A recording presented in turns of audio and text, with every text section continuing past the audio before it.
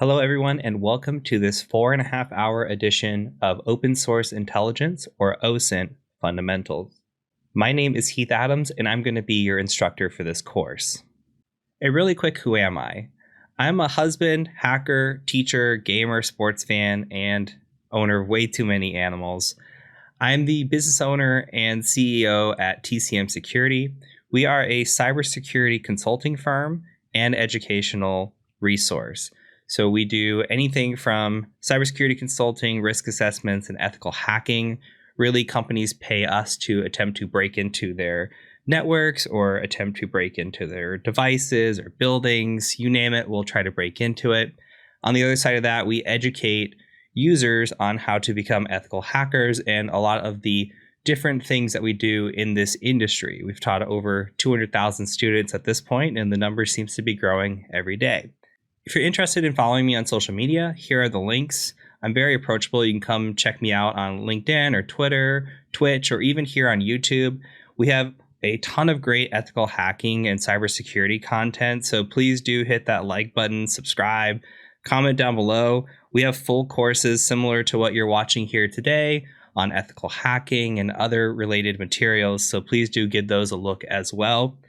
If you're interested in learning more about TCM Security, we have the business side, which is tcm-sec.com, the educational side, which is the academy, and the certification side is the certifications. And now on to the course curriculum. So this is going to be the first 4.5 hours of a 9-hour course called Open Source Intelligence Fundamentals.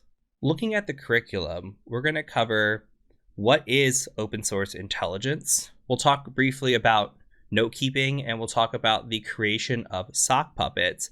And then we'll start getting into some of the fun stuff.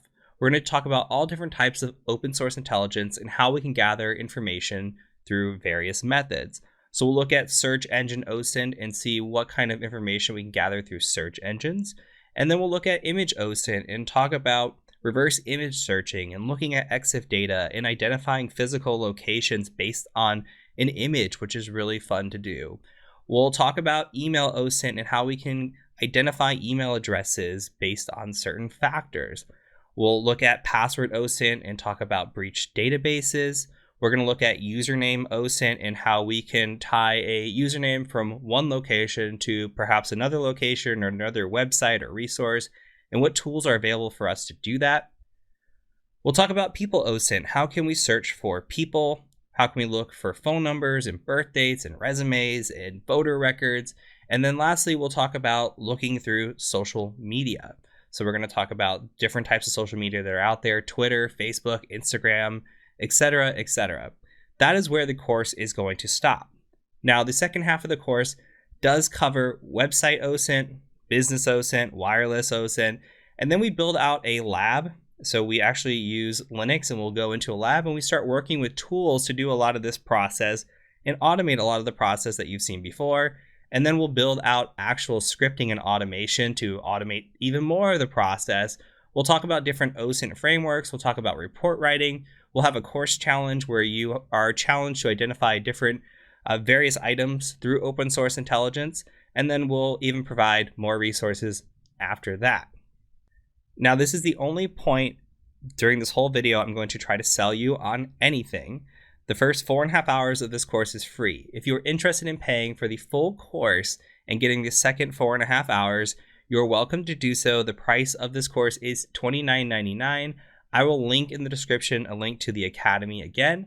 And just a little bit else about us is we do have tons of other courses.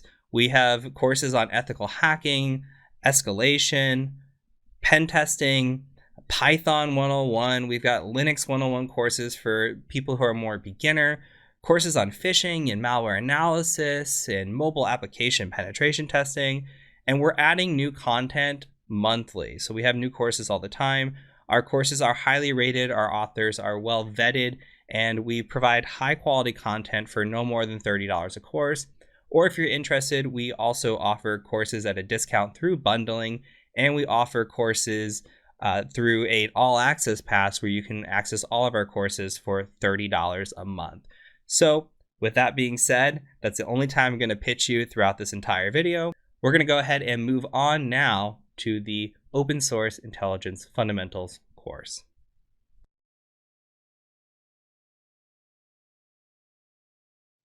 So before we start learning about OSINT, I must make an important disclaimer. This course is going to teach you some incredibly powerful techniques on finding information on individuals, on organizations, and just as a whole. This information that you gather and these techniques that you gather should be used from an ethical standpoint. At no point should you be researching anybody with malicious intent or be using this information for any other reason than you have been told or have a contract to do so. So, unless you are a part of an investigation or in part of a client that has told you, I want you to research us or a person in particular, this information that you learn should only be used against yourself for the time being. With that being said, I want to make sure that you understand again, this is a fundamentals course. This is something that is going to teach you, I would say 70 to 80% of the techniques that can be used. You can absolutely go more thorough. You can absolutely take this deeper, build out your own tools, and take a lot of techniques and apply them in other places. This is a methodology based course. I'm going to, again, teach you the methods, and that's what I want you to take away from this. Make sure you're understanding that the methods here are what's important. The tools come and go. Websites go away all the time. Tools break, they just don't work anymore. The methods do not change significantly. Okay, so make sure you understand that. Make sure that you're using this in an ethical manner. This is very, very dangerous. Potentially that you can use. This can be weaponized. This is something that the good guys use and the bad guys use. And I'm putting this course out there for the good guys. So make sure that you are using this ethically. Make sure you're understanding the methodologies you go through this. And make sure that you're not only respecting your own privacy, but the privacy of other individuals. So with that being said, I'm really ready to start into the course. I'm excited. Let's go ahead and get this done. We're going to go ahead and start talking about what is OSINT in the next video. I'll see you over there.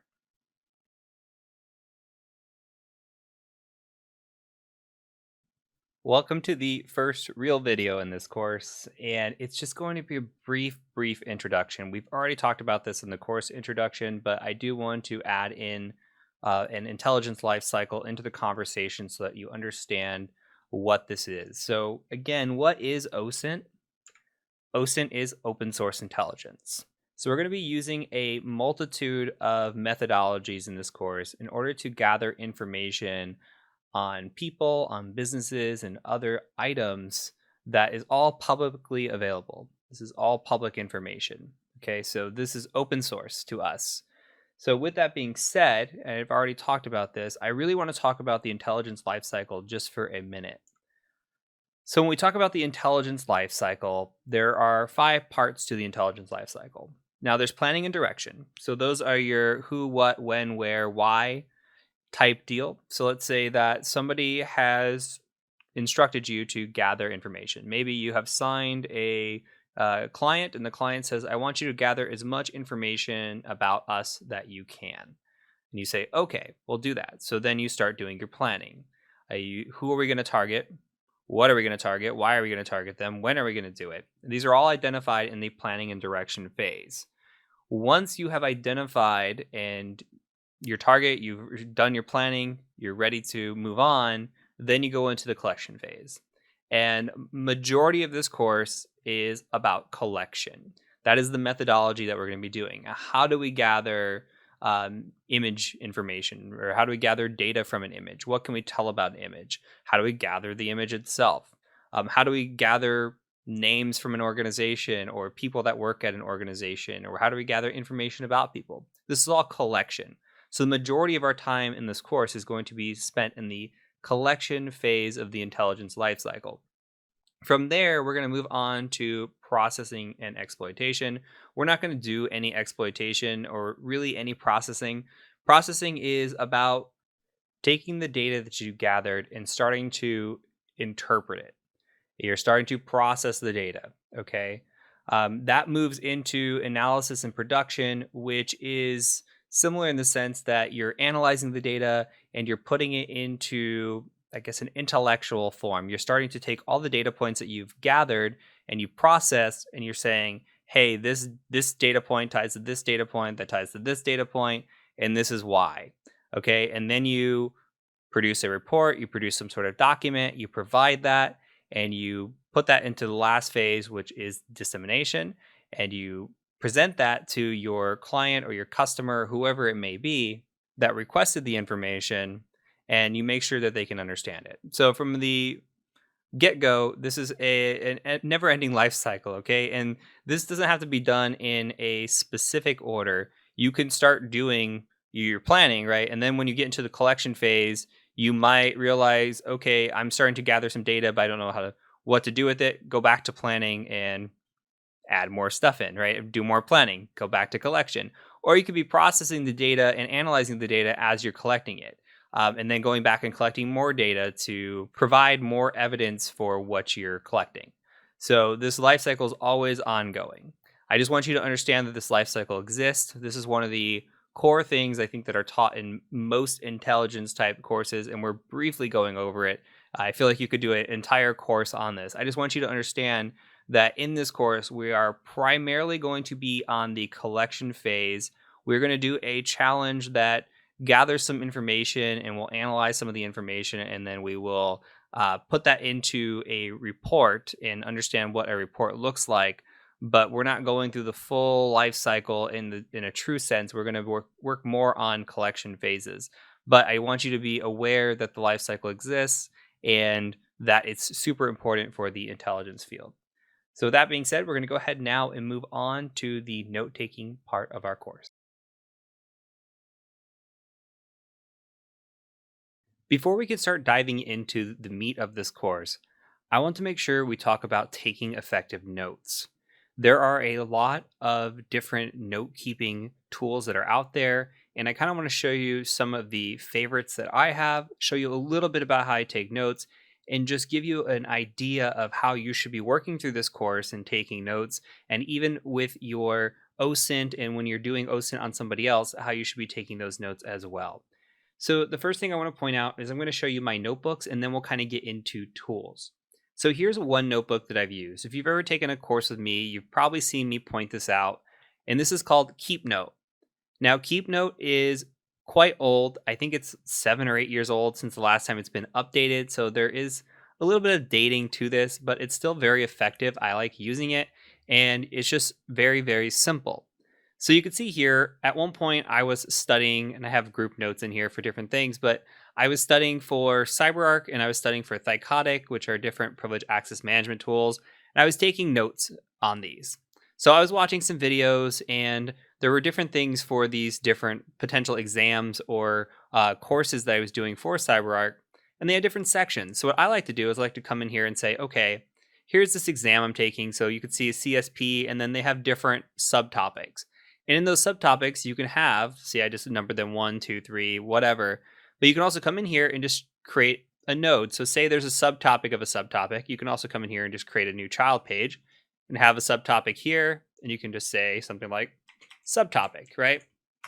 And this is great. So what I come in here and say is I'll take maybe screenshots of something that was interesting, like a slide. I might put some notes in here for myself. And I'm not going to come in here and tell you exactly how to take notes. I'm coming in here and telling you how I take notes and giving you ideas. If there's something that works better for you, if you're not visual, I'm very visual. So I like to see, instead of typing this all out, I like to see kind of a picture of everything. So you'll see me take a lot of screenshots and pictures of different tools and then put them into my notes, because that's how I remember things. Unless it's something that specifically I want to copy and paste. And I'll kind of show you that as well. But it's good to have good notes, organized, easy to click on. If I want to know something about DevOps, I just come in here and click on it and read more about the CyberArk DevOps. Now, this is Keep Note. Keep Note is fantastic, but I understand people don't want to use an outdated tool, or they're not on Windows or something else. So, oops, I just pulled it up and then clicked off of it. So maybe you want to use something different. This tool is called Notion. Now, Notion is a little bit different from a note-taking perspective, but you could still resolve the same thing. There's a lot of nice templates here where you can actually have it. You see I have a workspace. You can have this in the cloud. You could share links out. You can say, hey, I want to share my notes with somebody. You can have that out there, or you can make these private. It's very, very flexible. But you'll see that I do similarly the same thing. Like here's web app stuff. These are just my notes. But you can see I have some notes on GraphQL. I want to see more about GraphQL. Here's when I was studying GraphQL. I came through here. And again, I'm very visual, so I was taking pictures, right? And this just helps me. I can go through. It's almost like a slideshow. And then I take some notes here if I need it. If I'm looking at cross-site scripting, maybe I come in here and I have different things I want to look at. Like here's more within cross-site scripting, stealing cookies. Okay, now here I've got actual code put in here, and I could just come copy this code if I want to. And these are different ideas about stealing cookies that I've written in my notes. I take pictures, etc. So there's different ways here to do this, right? Now, before we get into the note-taking tools, I also want to go back and I want to show you one other part that I think is very important. So let's go to the subtopic. Let's say you're typing some stuff, right? You got notes and you want to take a picture, a screenshot of something.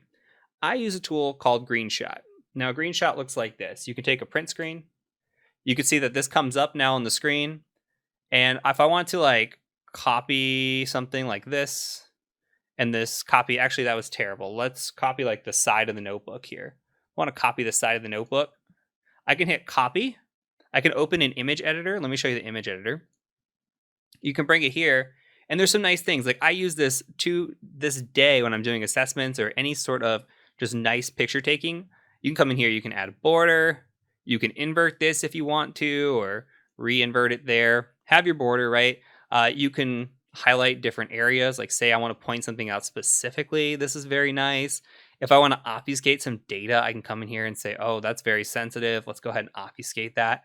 So there's a lot of flexibility in the tool. And I'm not going to walk you through every single thing. I'm just saying that there's a lot of flexibility and ease of use here that is great for note-taking. Then you could save the file, or you could just say copy. So say I want to just copy the image. Now I could take it back and put it in my notebook. And there it is. I just pasted it in my notebook. Super easy stuff. So you're able to snip exactly what you want. There's editing that you can do. You could take full screen pictures, all kinds of stuff just with this tool. Okay, so fantastic tool. Now let's get on to the tools here. I've highlighted a few, and I've highlighted KeepNote. So keepnote.org, you can come here, you can download it. It does work on Windows, Linux, and Mac OS. If you want to use that, absolutely fine. Other options, Cherry Tree, very great. Cherry Tree is kind of like the updated KeepNote. You can see it's very similar. Let me make this a little bit bigger here. You can see that it's very similar on the side here, where you have kind of that parent node, the child node, extra children underneath, whatever the verbiage is for that. But this is exactly what it looks like. So you can come in here and type all your stuff. I think it's great. There's different themes and stuff that you can organize here as well if you don't like the dark theme or the light theme, however you want to take it.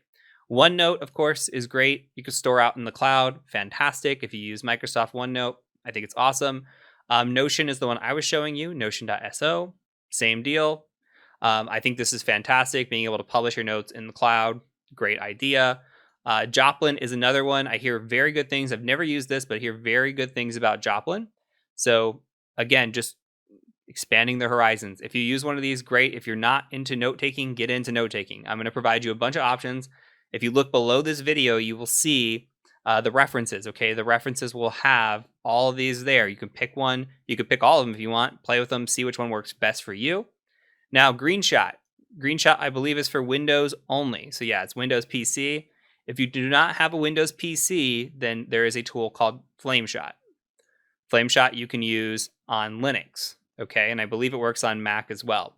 You can see the different options it has, like where you can click and just grab screenshot here. It's showing you right here about all the different things that you can do. Same thing as GreenShot, flexible, easy to use, very, very awesome when it comes to note-taking. So that's really it. I just wanted to kind of walk you through these things. Again, I will provide the links and the references below. But if you aren't taking notes, take notes now. There's going to be a lot of information that I'm going to provide to you, and it's going to seem potentially overwhelming. There's a lot of websites, a lot of methodology, etc. You're going to want to have a good, concise notebook when it's all said and done. So that's my spiel. Hopefully you listen. I can't force you to take notes, but I strongly recommend it. So that is it for this video and this section. I will see you in the next section when we start talking about sock puppets.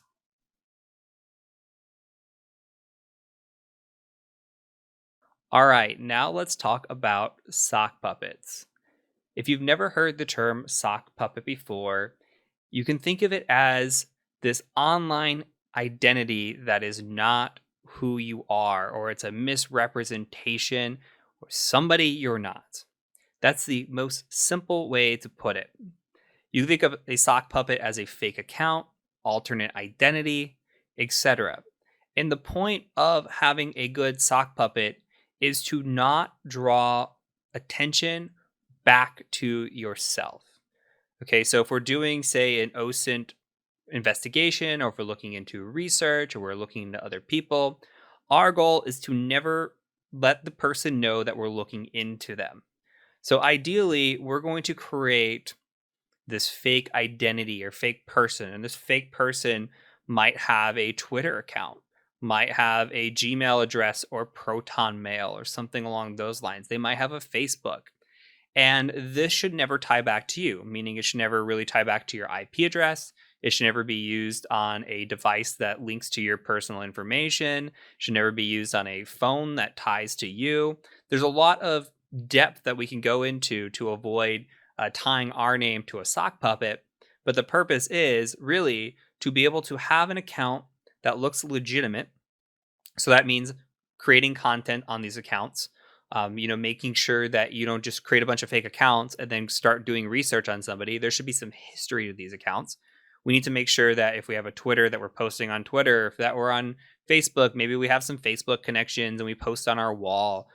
We need to make sure that we establish some data to us, and so that we look more legitimate. Okay, but the main goal of the sock puppet is to do research and to try to investigate others or use the internet or etc. There's a lot of purposes, but for OSINT, to investigate others without being able to identify back to yourself. And we're going to use that in this course, at least just as an introduction. I'm going to teach you the methodology and some of the steps that I would take. And then we're not going to go through all those steps because they're incredibly on the paranoia side. But they're good practice, but we're not going to do that for the purpose of this course. I'll introduce them to you. We'll walk through them, but there's no purpose for this course that you're going to need to do those. So this is a brief introduction of what a sock puppet is, why they might be important. And the next video, we'll actually walk through how to create some sock puppets.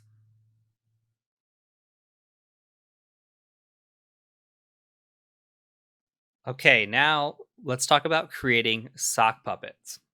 What I want to introduce you to are a few different blog posts, and I'm going to link these down below. These were essential for me when I was learning about sock puppets and why they were important and the differences between types of sock puppets and all that. This is extra homework, if you would say. Okay, the first one is from Jake Krebs. I think he does a very good blog on how to create sock puppets. The methodology is pretty straightforward, and there's some things that I really kind of want to point out. Skipping over the methodology, he kind of talks about the different types of sock puppets that you could have. So saying right here, he's talking about there's two different types of sock puppets. You could have a sock puppet that is a full-on, you go all of the way to make sure that you have this person that you create or this persona that you create that is fake. They have that history we're talked about in the past, and it takes a lot of time. Now, your sock could be identified. There's what's called sock hunters. They could easily pick up on you and say, "Hey, this person's a sock. Let's just acknowledge this account as a sock," and then your whole persona is gone. You have to start all the way over again. Okay. Another thing that he points out is there is something else. There's actually known sock accounts. He points out a really good one that I've known about for a while here is Shakira Security, right? Shakira Security is not Shakira, right? But it is an account that has 2,500 followers. It's somebody that posts relevant information and they are respected in the community, but nobody knows who they are. They know that this person is not Shakira. They know that this person is a fake personality, but they're still respected. So there's a couple ways that you could take the sock accounts. For this purpose and what we're doing, this is for investigative purposes. So we're creating a persona, but you could still have this kind of secondary option where it's an account that you can still relate to OSINT. It doesn't have to tie to you. There's quite a few people in the industry that have these sorts of accounts that are very popular, and you have no idea who's behind the account. So something to think about. But for the sake of creating an actual sock puppet, we're going to kind of take option 1 and go through it. I think this is a fantastic read. I think it's really good to point out. He kind of goes through his steps and what he would do. I think it's great. I'm going to link that. Same thing with this. Another article on how to create a sock puppet, what a sock puppet is. I think it's important. I'm providing my methodology and what steps I would take. I think it's important to understand other people's methodology, what steps they might take, what they might do in their process, and their thoughts through it. Okay. This is very beginner OSINT. I'm not trying to take you down the depth of the rabbit hole that could be a sock puppet. I kind of want you to understand the general basics, why they're created, how we can do it, and kind of go from there. So there's also this great Reddit post here. Let's block these notifications. That goes on and just says, here's his process for creating an account. And I found this about a year ago, and I thought, this is perfect. This is something that is absolutely in my wheelhouse. So what I want to show you is kind of what it is, why he walks through it this way. We're also just going to kind of generate some random stuff, figure this out on our own, and then we'll kind of go back to his details, and I'll explain some of this because we're not going to go out and buy a SIM card. We're not going to go out and buy a phone, but there is importance to this. So I think that you should read this. I think that you should understand what the next steps would be if you were doing these things and how you can take this even further. But we'll kind of talk about creating our identity first, and then we'll come back to a thought like this.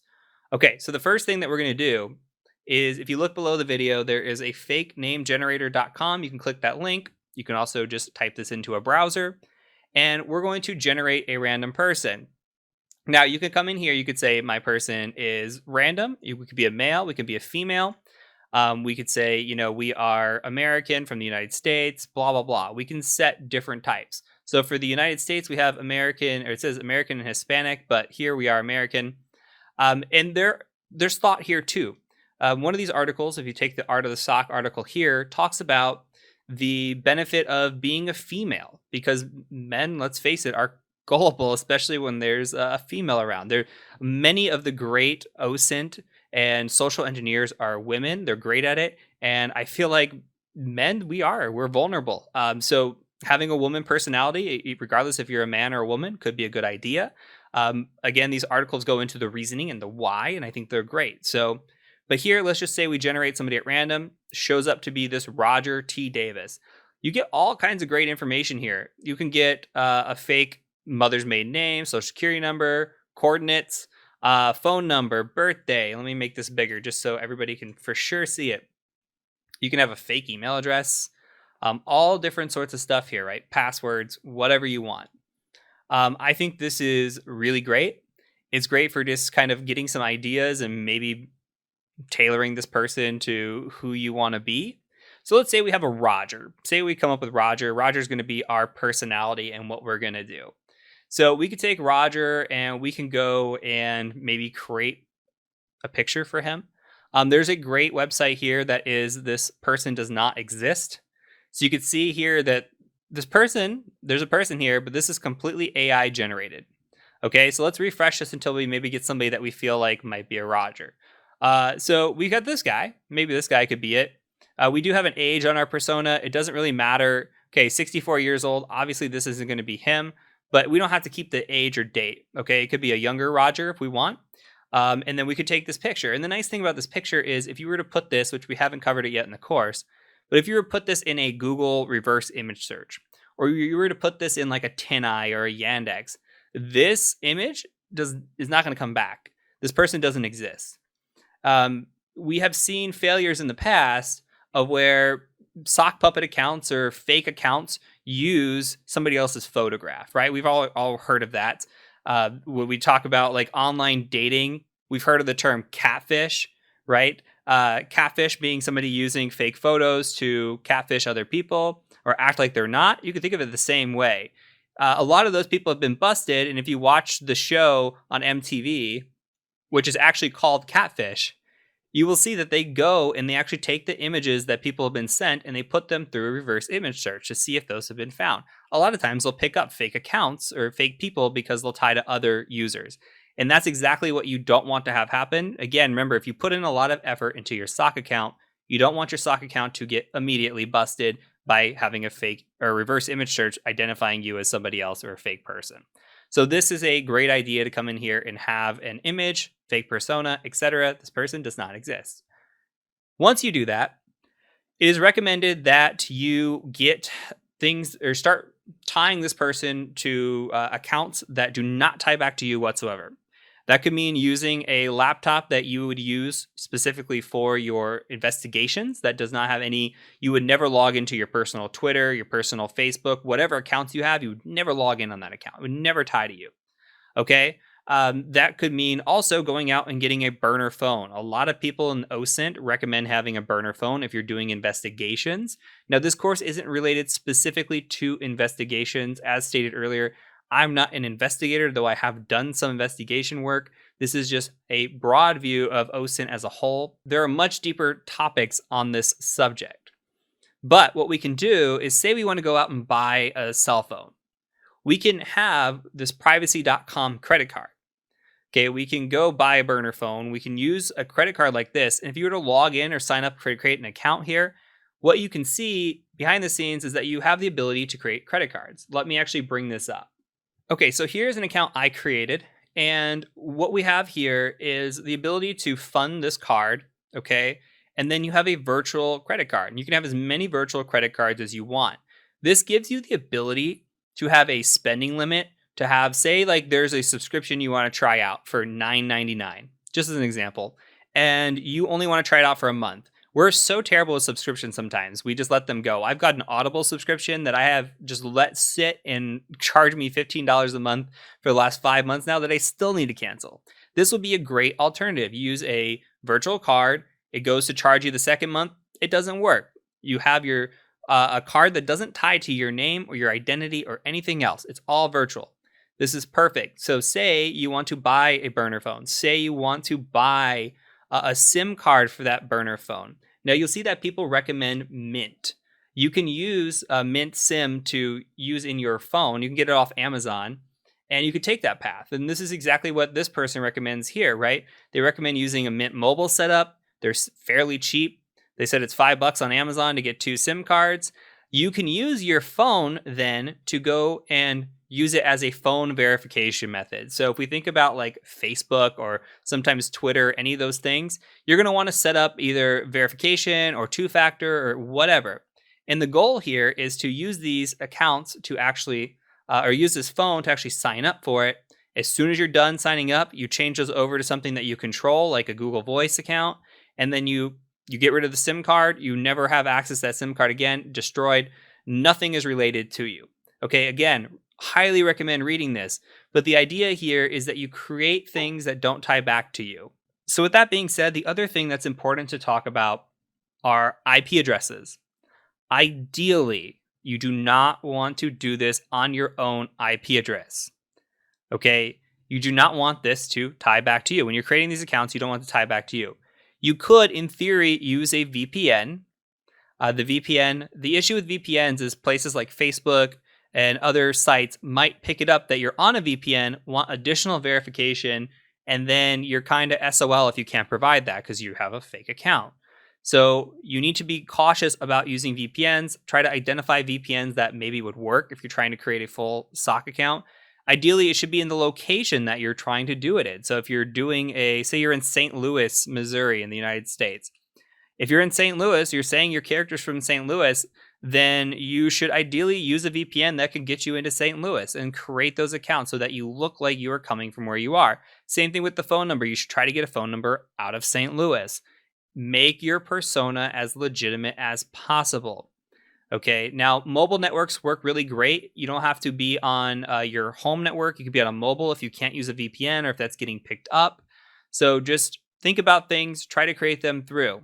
Now, what I want you to do is I want you to practice. I want you to follow this setup as best as you can. Don't go buy a burner phone. Don't go do any of that unless you absolutely want to practice this full-fledged.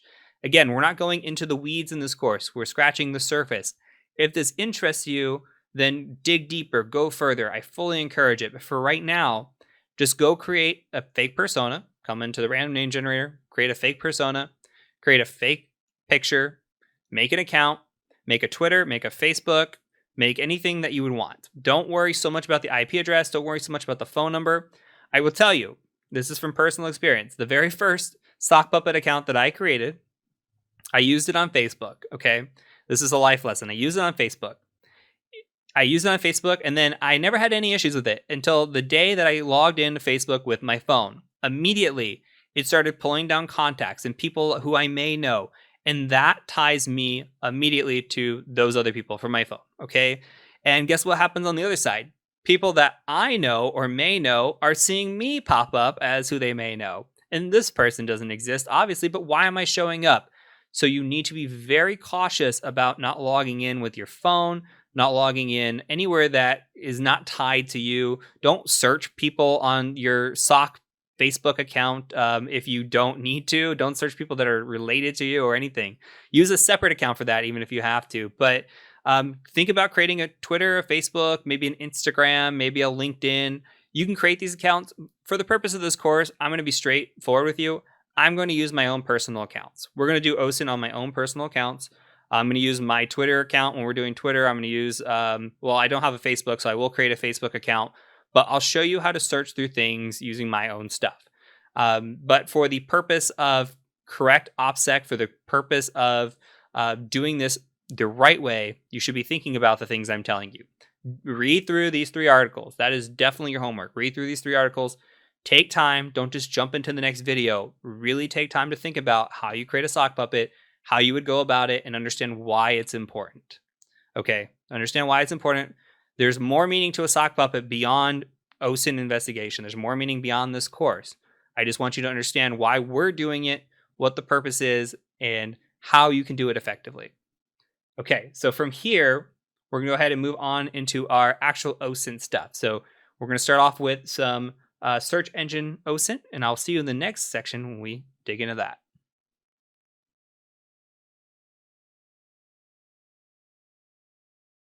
Now on to search engine operators and search engine OSINT. So what we're going to be looking at is pretty much the first step that I would take when I'm looking up somebody or something or a business or whatever it is that I'm investigating or researching. I typically go out to a search engine. Usually my preference is Google.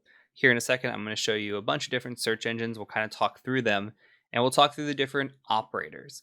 And of course, I will provide references and I'll provide even some cheat sheets for you to look through these different operators and search engines, and you can apply those how you see fit. So let's go ahead and switch over. For this part of the course, I'm going to start using my Linux machine. There's no expectation for you to use that. I'm just using that because I have my Firefox, and we're going to eventually transition into Linux a little bit later.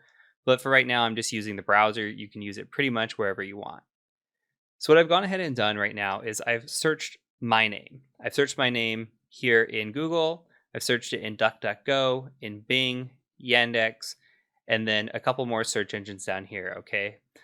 So I've got Baidu. Actually, this is just Yandex operator. So I want to show you the results and kind of why maybe I have some preference towards Google, but I'm searching myself. So I'm just searching my name here into Google. You can search me if you want. You can search yourself, however you want to do this. And what comes up is Twitter, LinkedIn, Udemy. These are all me. Innocent Lives Foundation, that's me. All of these are me. The Cyber Mentor, Veteran Sec, Wild West Hacking Fest, Reddit. Yep, this is all about me. The only thing that's not me is this here. Searches related to me, my net worth, Udemy, age, Twitch, Twitter, LinkedIn, OSCP. So yeah, these are pretty much all about me. If you come over to DuckDuckGo, which is more of a privacy-based search engine, it kind of gets a little bit different here. You could see that it comes back with me pretty much right away, and then you see Twitter, LinkedIn, Innocent Lives Foundation again. Then we get Herbalife, somebody in South Carolina, a Dr. Heath Adams from Tasmania, and then a bunch of different pictures, most of which are not me. So it gets interesting. It's not really picking me up as much as it was. Now I'm down here again. Some of the other ones down here, TCM Security, Udemy, those would be me. Any of these are not related to me whatsoever. So I do think that Google does a better job, and you'll see again here. I'll kind of breeze through this. The first few are me. This presentation is actually me.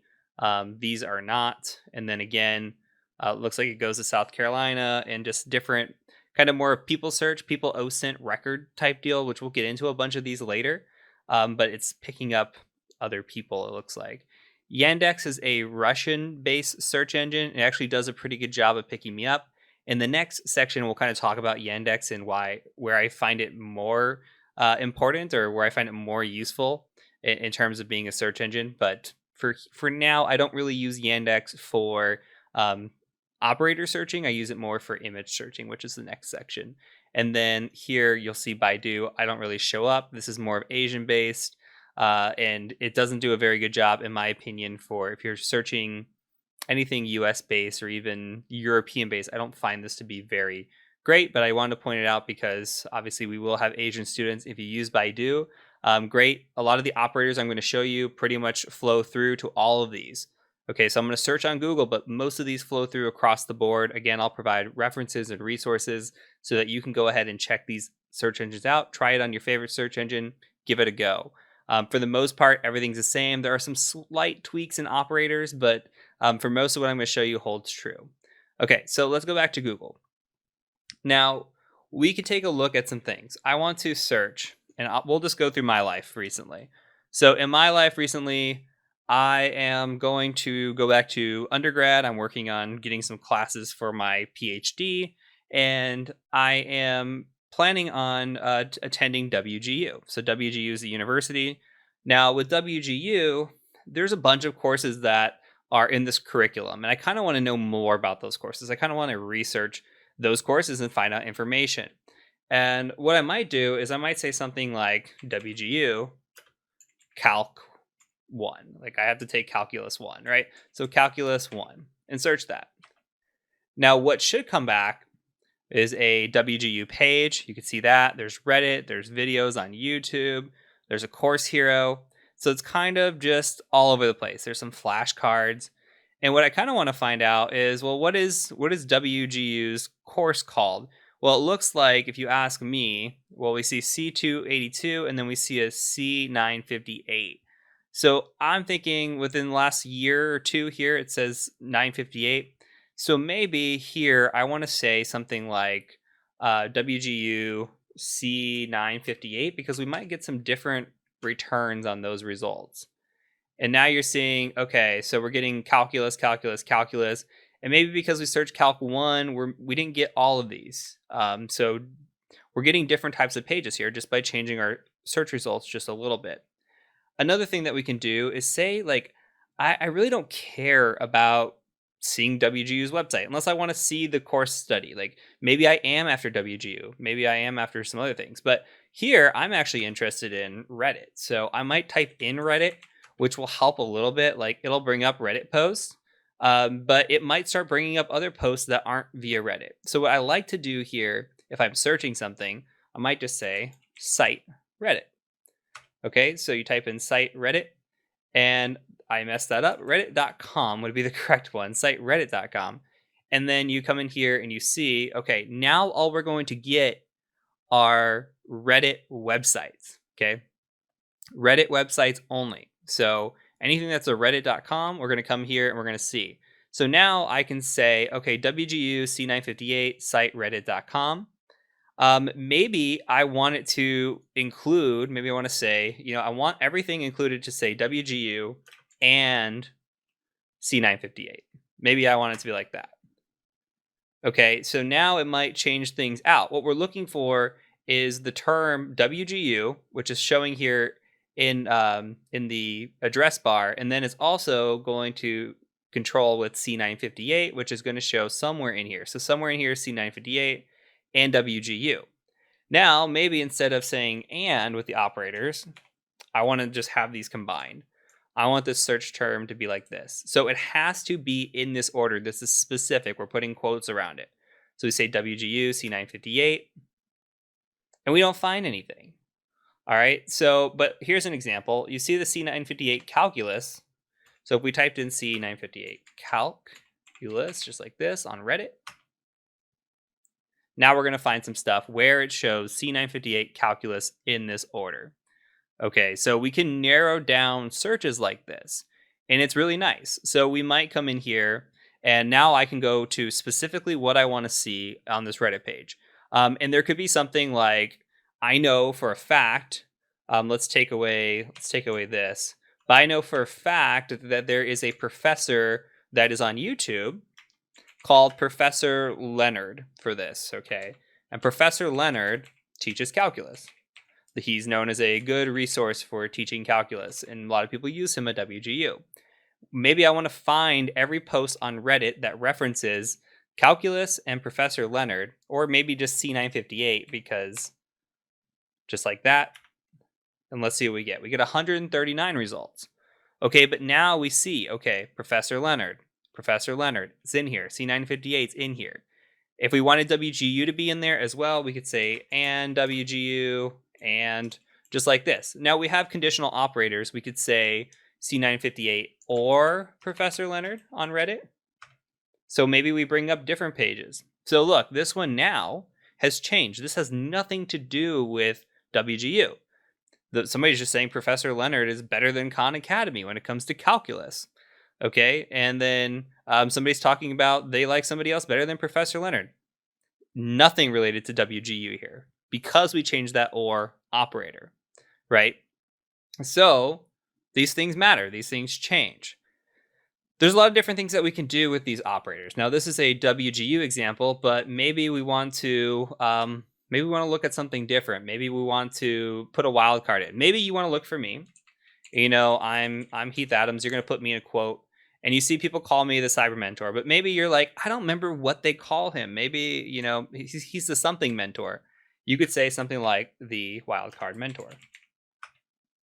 And that will start bringing up anything with that wildcard there. So you can wildcard here and look for the and mentor, and you'll see cyber comes up. Okay, this is another way to look for different things. Now, we can start getting investigative. Say I'm looking for an organization. I'm going to pick on Tesla. I like picking on Tesla because I love Tesla. Say I'm looking for Tesla. And this is actually something that happened. I was reading in a bug bounty not that long ago.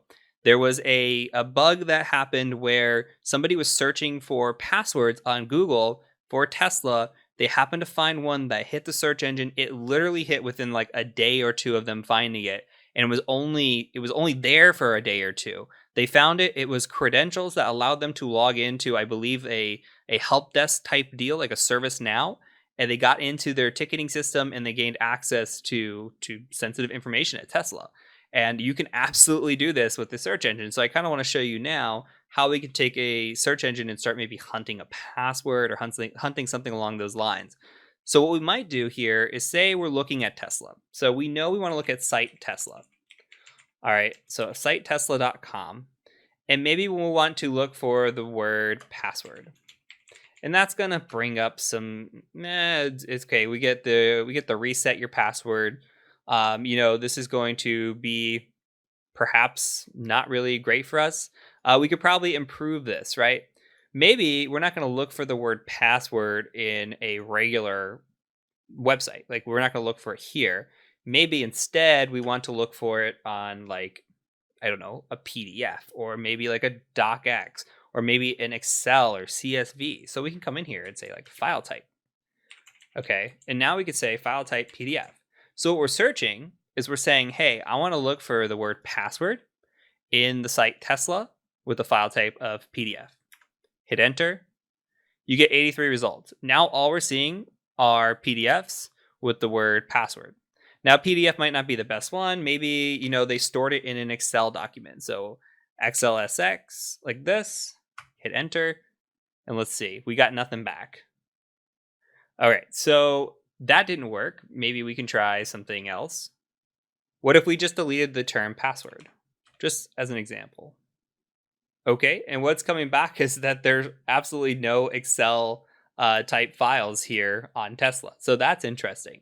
But if we were to search this, maybe we'll search like docx instead. Okay, there's 2 files here.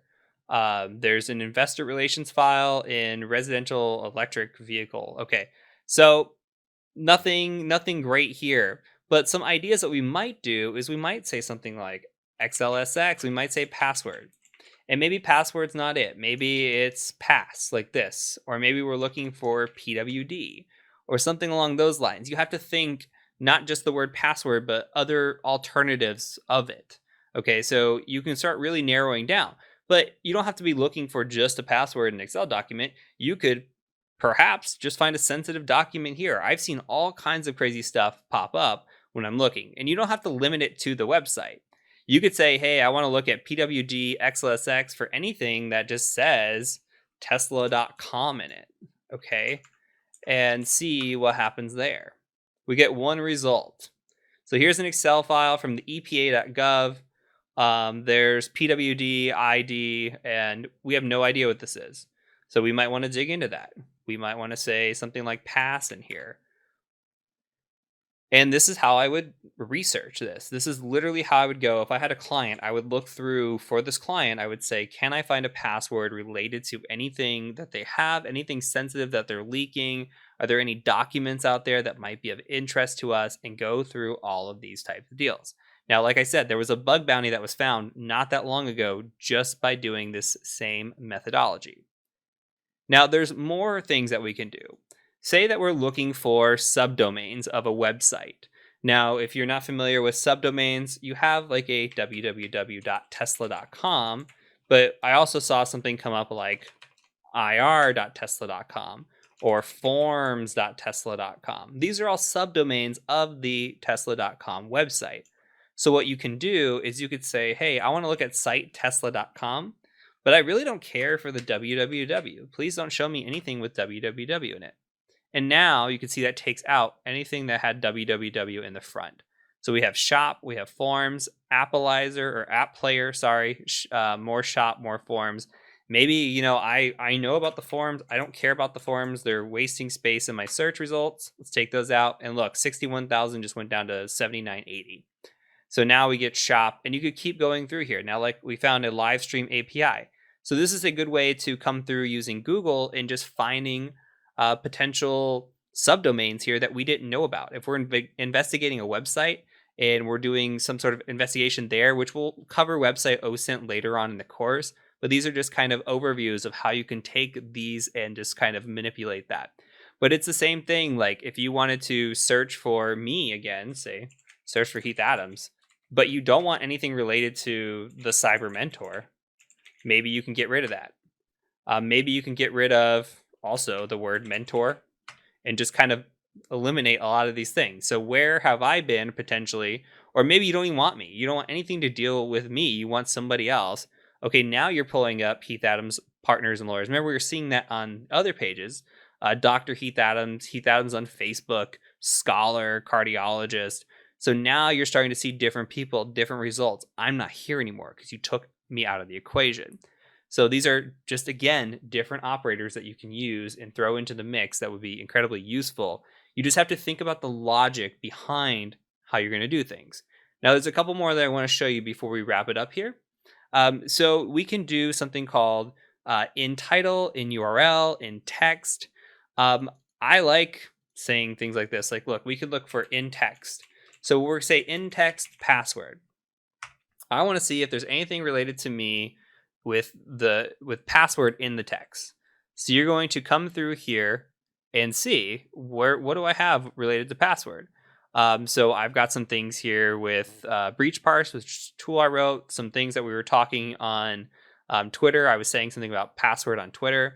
Now this could be a way to search through my Twitter if you wanted to. You could say, I want to see if Heath has ever said if it ever said the word password on Twitter. So cite twitter.com. Or we could say the Cyber Mentor site, twitter.com, and start looking here. So like here I was talking about, I love political season password spraying. Like there's different things here that I talk about, and you could find that for me. So that's in text. Now we could say something more like in URL. Now, in URL is going to be looking at the URL and seeing if the word password exists there. Now, it's not going to for something like Twitter.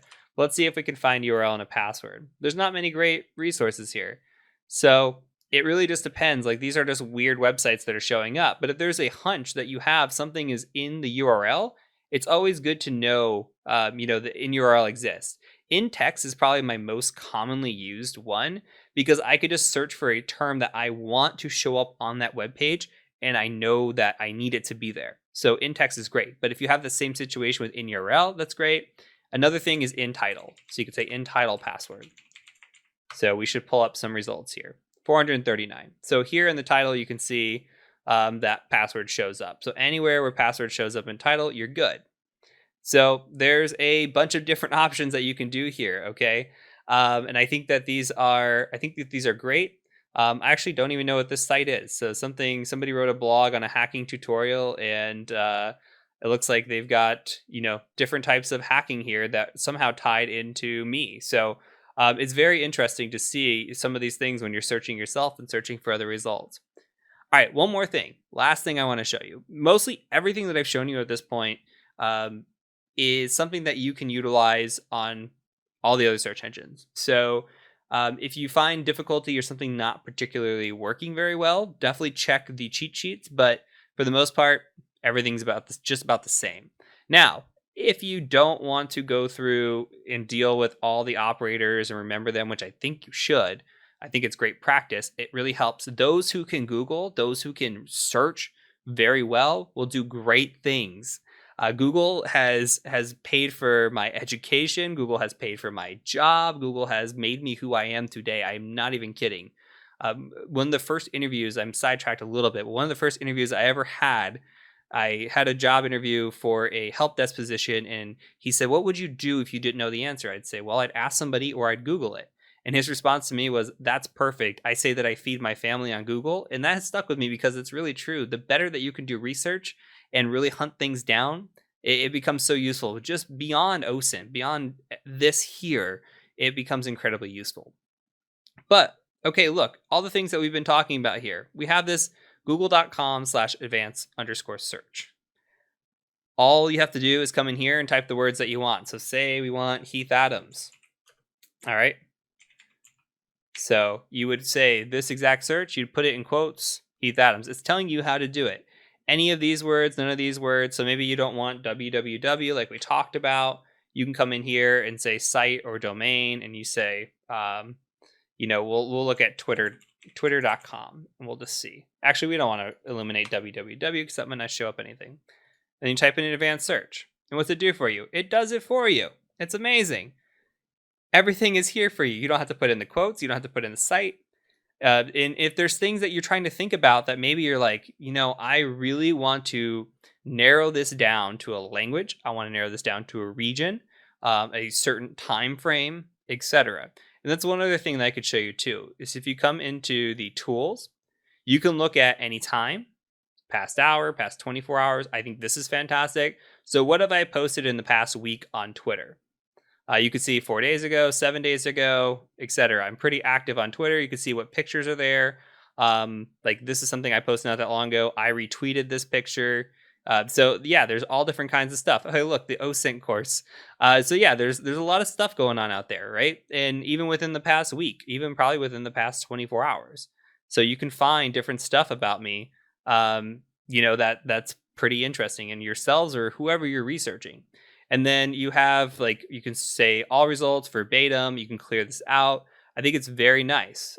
We haven't even gotten into news or images or any of this stuff, but you can go into images and see what you can find. Can you find me? That's a little provocative, but you can find funny pictures of me that are showing up on search engines, all different kinds of stuff, right?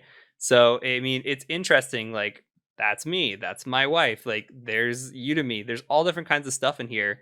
Those are my cats. And this is just from Twitter. This is just from what I posted on Twitter. Look, there's my dog. So you can find a lot of stuff about somebody in a very short period of time with just doing some basic searches. You want to find videos about me, you can come in here, look at different videos from Twitter that I may have posted. And it's very interesting in how this all narrows down. So what I want to say and take you, I'm going to go back to the advanced search. You can do this here and really think about it. If there's a specific region or a specific time frame or a specific anything, here's the file formats that you can search for. It's all possible here. So think about how you want to search things, practice with this, play with this, improve with this. And the best person to search, I think, is yourself. If there's some stuff that you think might be out there about you and you kind of want to figure it out, put your name in Google, start searching it. Search in text with like the first 4 or 5 digits of your address, for example, and see if you pop up, or your city or something like that. See different things that might show up and see how you search yourself. So that's really it for this video, and that's really it for this section. From here, we're going to move on to image OSINT and talk about how we can identify stuff just from a picture. So I will see you over in the next section.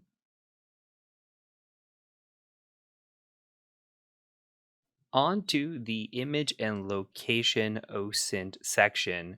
We're going to start off with reverse image searching. Now, in an earlier section, when we were talking about sock puppets, and I talked about the show Catfish, I was talking about people using pictures and there being reverse image searching and possibly being able to identify people who are using pictures that aren't theirs. It's really quite easy to do. So in this section, if you look at the resources, what I have done is I've included a picture of me, though you can use any picture that you want. I'm going to be using this picture right here to kind of show you. So I've got this picture right here. I'm going to use this in 3 different search engines to kind of show you what the results are, and we'll kind of talk about each of the search engines. So I've got this picture. This picture I pretty much use on LinkedIn, on Twitter, etc. This is kind of my main go-to right now. So what I'm going to do with this image is I'm going to go out to first images.google.com, and this will be provided in the resources down below as well. But if you go to images.google.com, you can follow along here. All you need is an image. So what we're going to do is we're going to take the image and we're going to just drag this in here, and it should search. Let's see what happens when it does that. It identifies me as the image. Look, 237 results, and it says you may be looking for Heath Adams. So this is what tied in. So what it's looking for is any image right now that matches this specific size. And then it says, hey, let's go ahead. You can say, I want to find all sizes. I want to find this picture small, medium, and large. And there's some pictures that look kind of like me, but aren't me. So your results may vary when you click on these, but when you come through here, it's absolutely me, right? Like you see here, okay, you're pulling up Heath Adams. If we were to go to Twitter and check it out, we can confirm. So if we're playing like a scenario-based situation here, where say somebody decided that this was a great picture, they're going to use this as their sock puppet or their dating profile, and we're suspicious of this account, so we just take this picture, throw it into a reverse image search, and see what we can find. So here's what we found. We found, hey, this belongs to me, and you can also find different areas where it might be here. So like you have the same options, by the way. You can use this photo and say you don't want anything from Twitter. You could take out twitter.com as an example, and then just see results now for LinkedIn, for Udemy. And there you have these results, and then it will go back to filtering down to Twitter and everything else once it runs out of options. So these are matching images, but not exact matches to this image.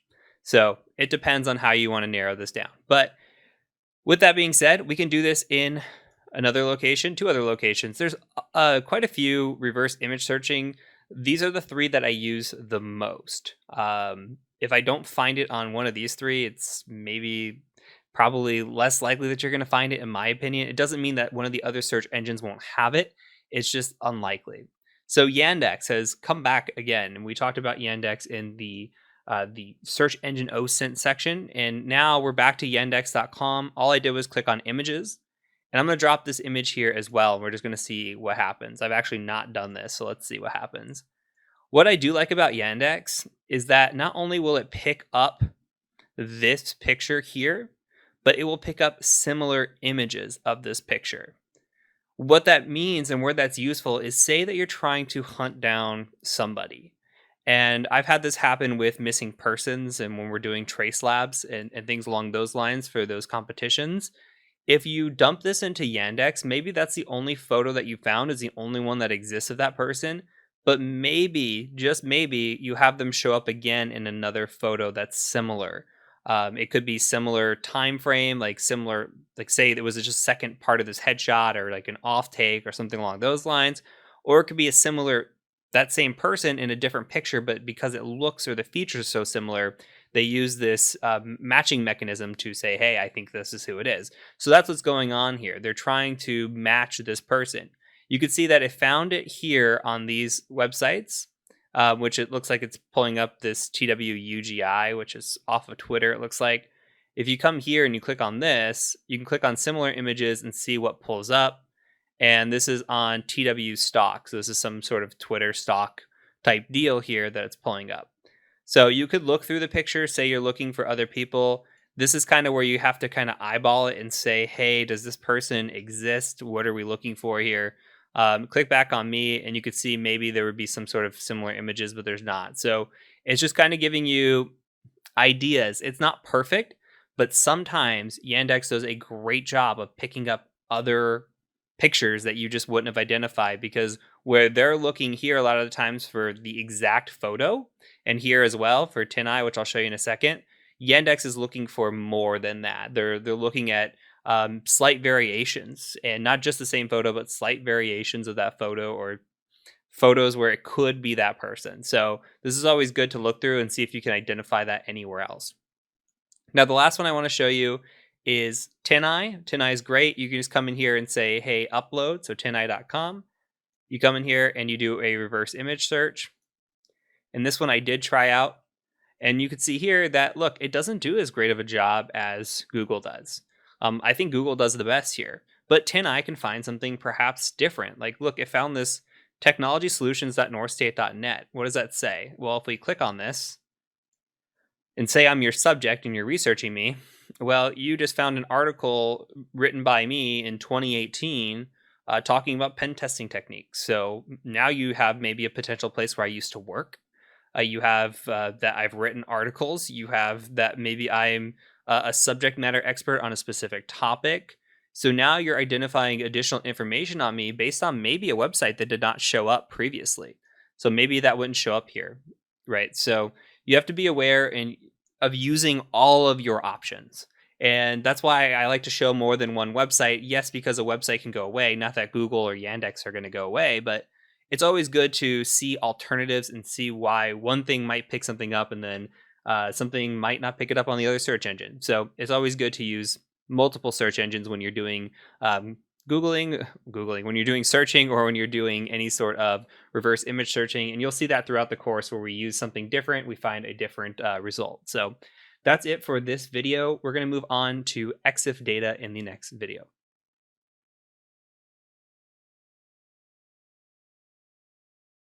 Now let's talk about viewing EXIF data. What is EXIF data? Well, EXIF is exchangeable image file, and there is data that belongs to that. Now, EXIF data can be very telling and can provide a lot of information. When you snap a picture, there can be data left behind that can be tied back to you. This used to be very, very true in the older days than it is now, as there's more protection mechanisms put in place by cell phones, by websites such as Twitter. Location data is very much more secure, but it doesn't mean it's incredibly secure. You can see here in a second that EXIF data is prominent. It can tell you an exact location. It can tell you an exact device. There's a lot of details that can be found. Now, I am pulling up a picture that I had stored on my hard drive. And I literally pulled up the first photo because I knew this type of photo was taken maybe close to 10 years ago. And I knew the data would be there. I knew because there were no real thoughts about protection, especially when I took it on this device, that anything about location or date or any of that, there's no real thoughts about it. So what we're going to go through is viewing EXIF data. You're going to see what you can see on some of this stuff. And in terms of EXIF data, in a real world scenario, I have seen it as recent as the last 6 months when doing an investigation, where there was a picture that I was looking at and it had data that tied not only to the phone, but also tied to the person's location, exact location, and told me where they lived, what type of phone they were using, when the photo was taken. And it is rock solid when it comes to evidence, and it's rock solid when it comes to having something that can be concrete in an investigation. So let's go ahead and take a look at this. Now, we can go to a web browser, and if you go to exif.regex.info, again, this will be in the description down below, you will come to Jeffrey's Image Metadata Viewer.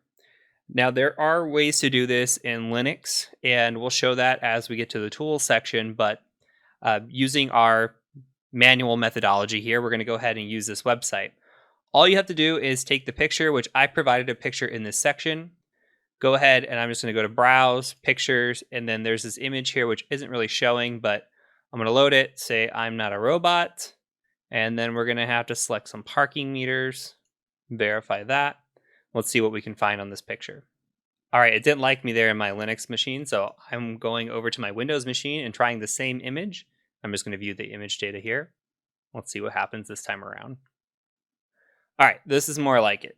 So this is a picture of my dog, my old dog, Layla, and we were going on a walk. So this is all I have. It's just a basic photo that I took in my phone at the time. We were going for a walk somewhere, and I have no idea where we were. I really did not know here. But you can see some information on this. Let me actually make this a little bit bigger.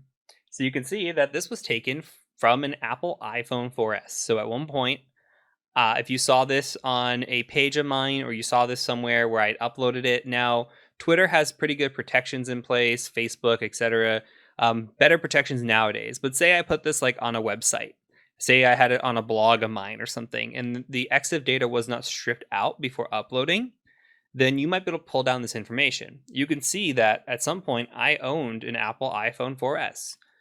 Here's the lens, here's the exposure. Flash was not on when this picture was taken. Here's the date.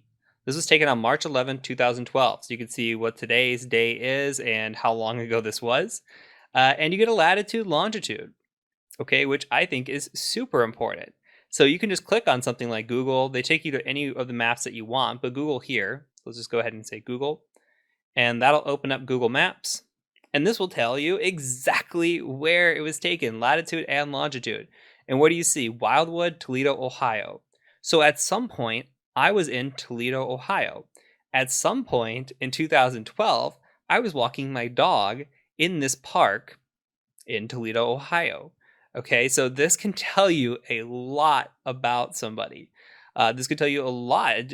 What did we just find out about me? I have a dog. I took that dog for a walk. I have an iPhone or had an iPhone 4S. I at some point was present in Toledo, Ohio on a specific date and time.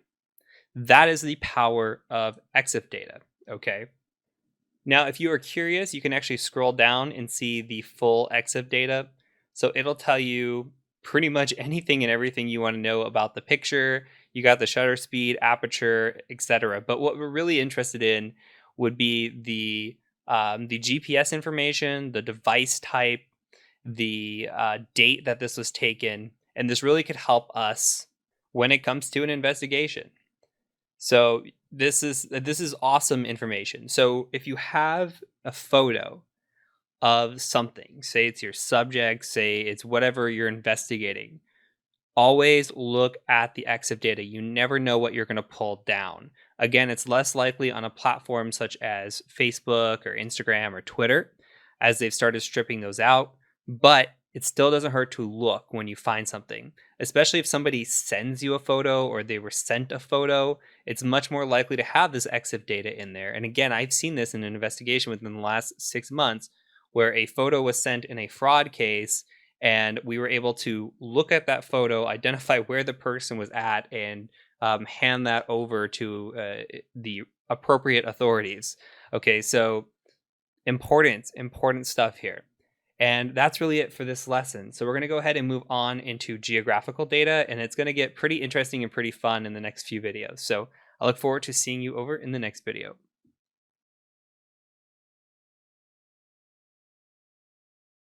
Next up is physical location OSINT.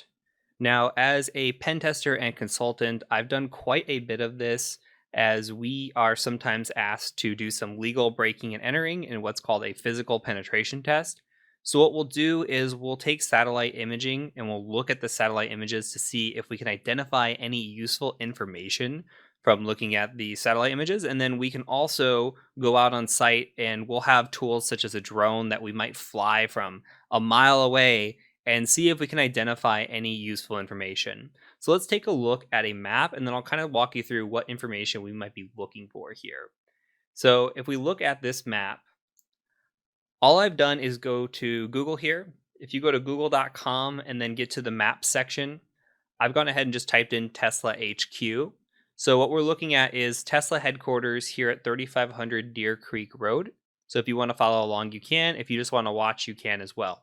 So it's got pictures here, which could be useful if you want to look at the different photographs from, the ground.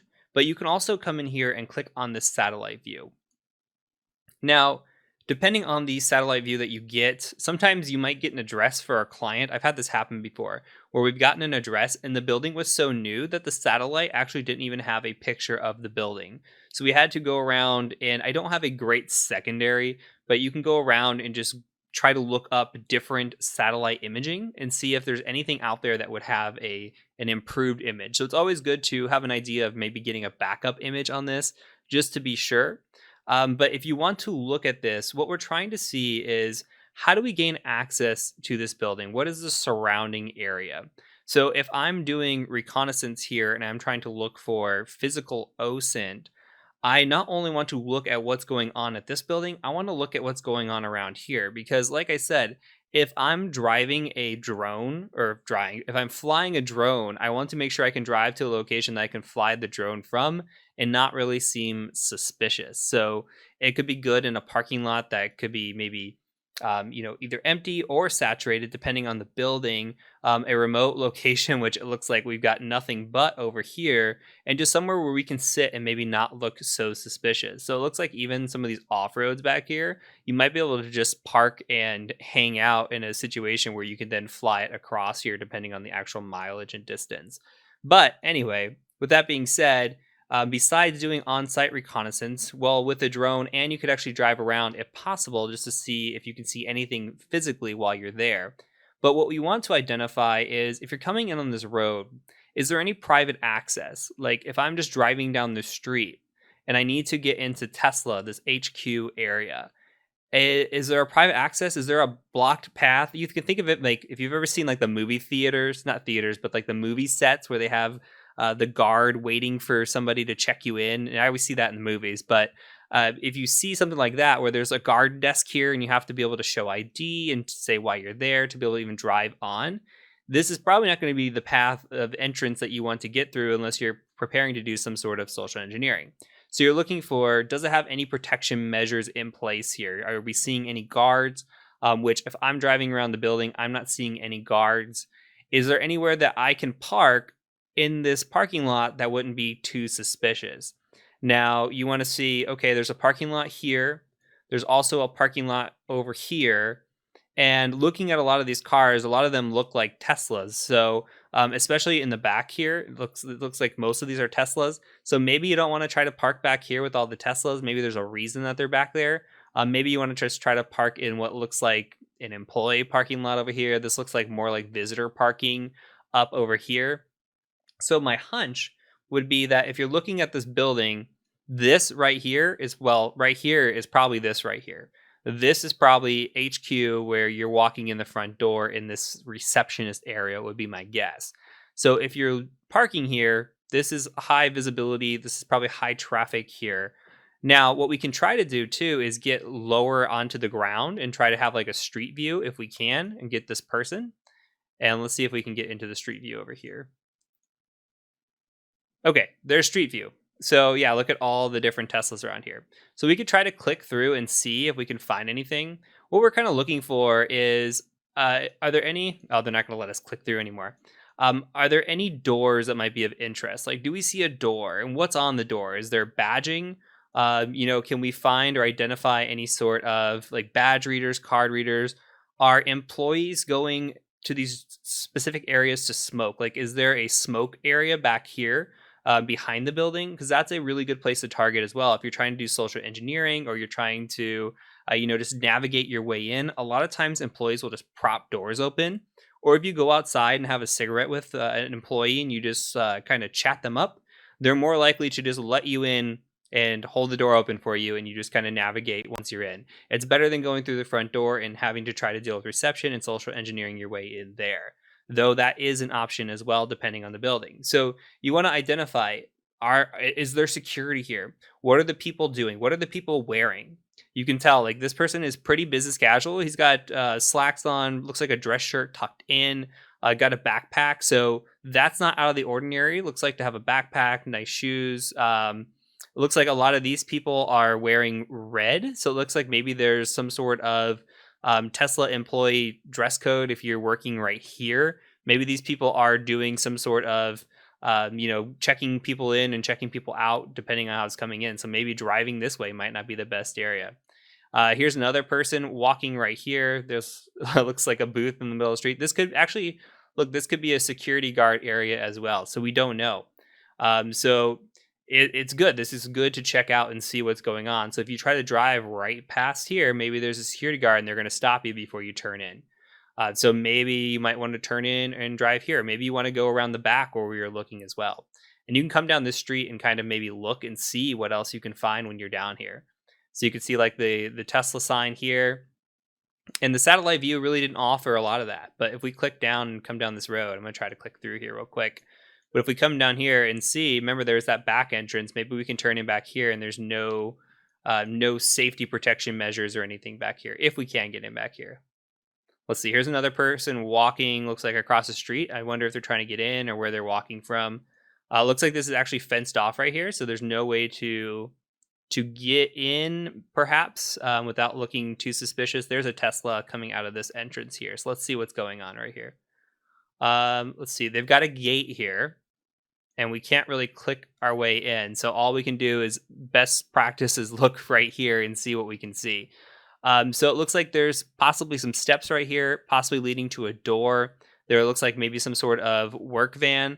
And then there's this gate that's open. So who knows if there's somebody that's watching this as you drive through or what's going on. So this is where having the on-site reconnaissance, either driving by, trying to drive through the parking lot, or anything along those lines, or flying a drone over just to get a feel for where this is at, is a good idea as well. Like there's a person right here. I don't know if they're smoking or what they're doing. So it's always good to get a feel on site as well. But looking at a satellite like this can tell you at least some idea of what's going on, what protection measures might be in place, and what you might need to do in order to attack this building. And I'm thinking of it from a pen tester physical security mindset. If we're doing an investigation, it still can tell you about the area. Say if you're passing an address off to somebody, you might want to identify, does this person live in a remote location? What are the roads that can get into that house or where this person is staying? Is the area, is it remote? How would you take the roads in? How could you be the most discreet? And maybe that's not really your job as an OSINT investigator, but maybe it is. Maybe you provide that information to the police, but they're probably going to do their own reconnaissance there as well. But any information that you can provide for location is really good. But I always go to my hacker mindset. So this is an example in a building, but you can absolutely apply this to people as well. So hopefully that makes sense. In the next video, we're going to talk about identifying geographical locations, which is really difficult to do. But we'll talk about some strategies and some potential games if you're interested in playing this. And then we can kind of just go from there. So I look forward to seeing you in the next video.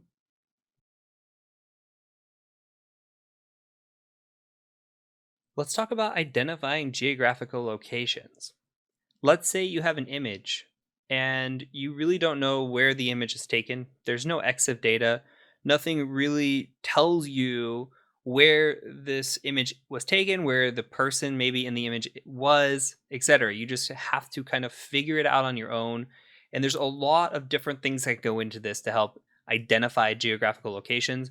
We're going to skim the surface on this, and I'll show you why once we get into it. But let's take a picture. And you hear that a picture says 1,000 words. It really does. Here's a picture that I want to show you. This is a random picture that I found on the internet. Now let's say, just play pretend, that this picture was posted by somebody that we were investigating. They said, "Oh, look at my new car. I just got this, blah blah blah." All right. So say we're looking at this picture. What can we tell from this picture? What is out here? There's a lot of information. First of all, let's start with the car. Okay, the car, if we look at it, we can zoom in a little bit. We can actually zoom in a lot more. If we look at it here, we're looking at a Cadillac.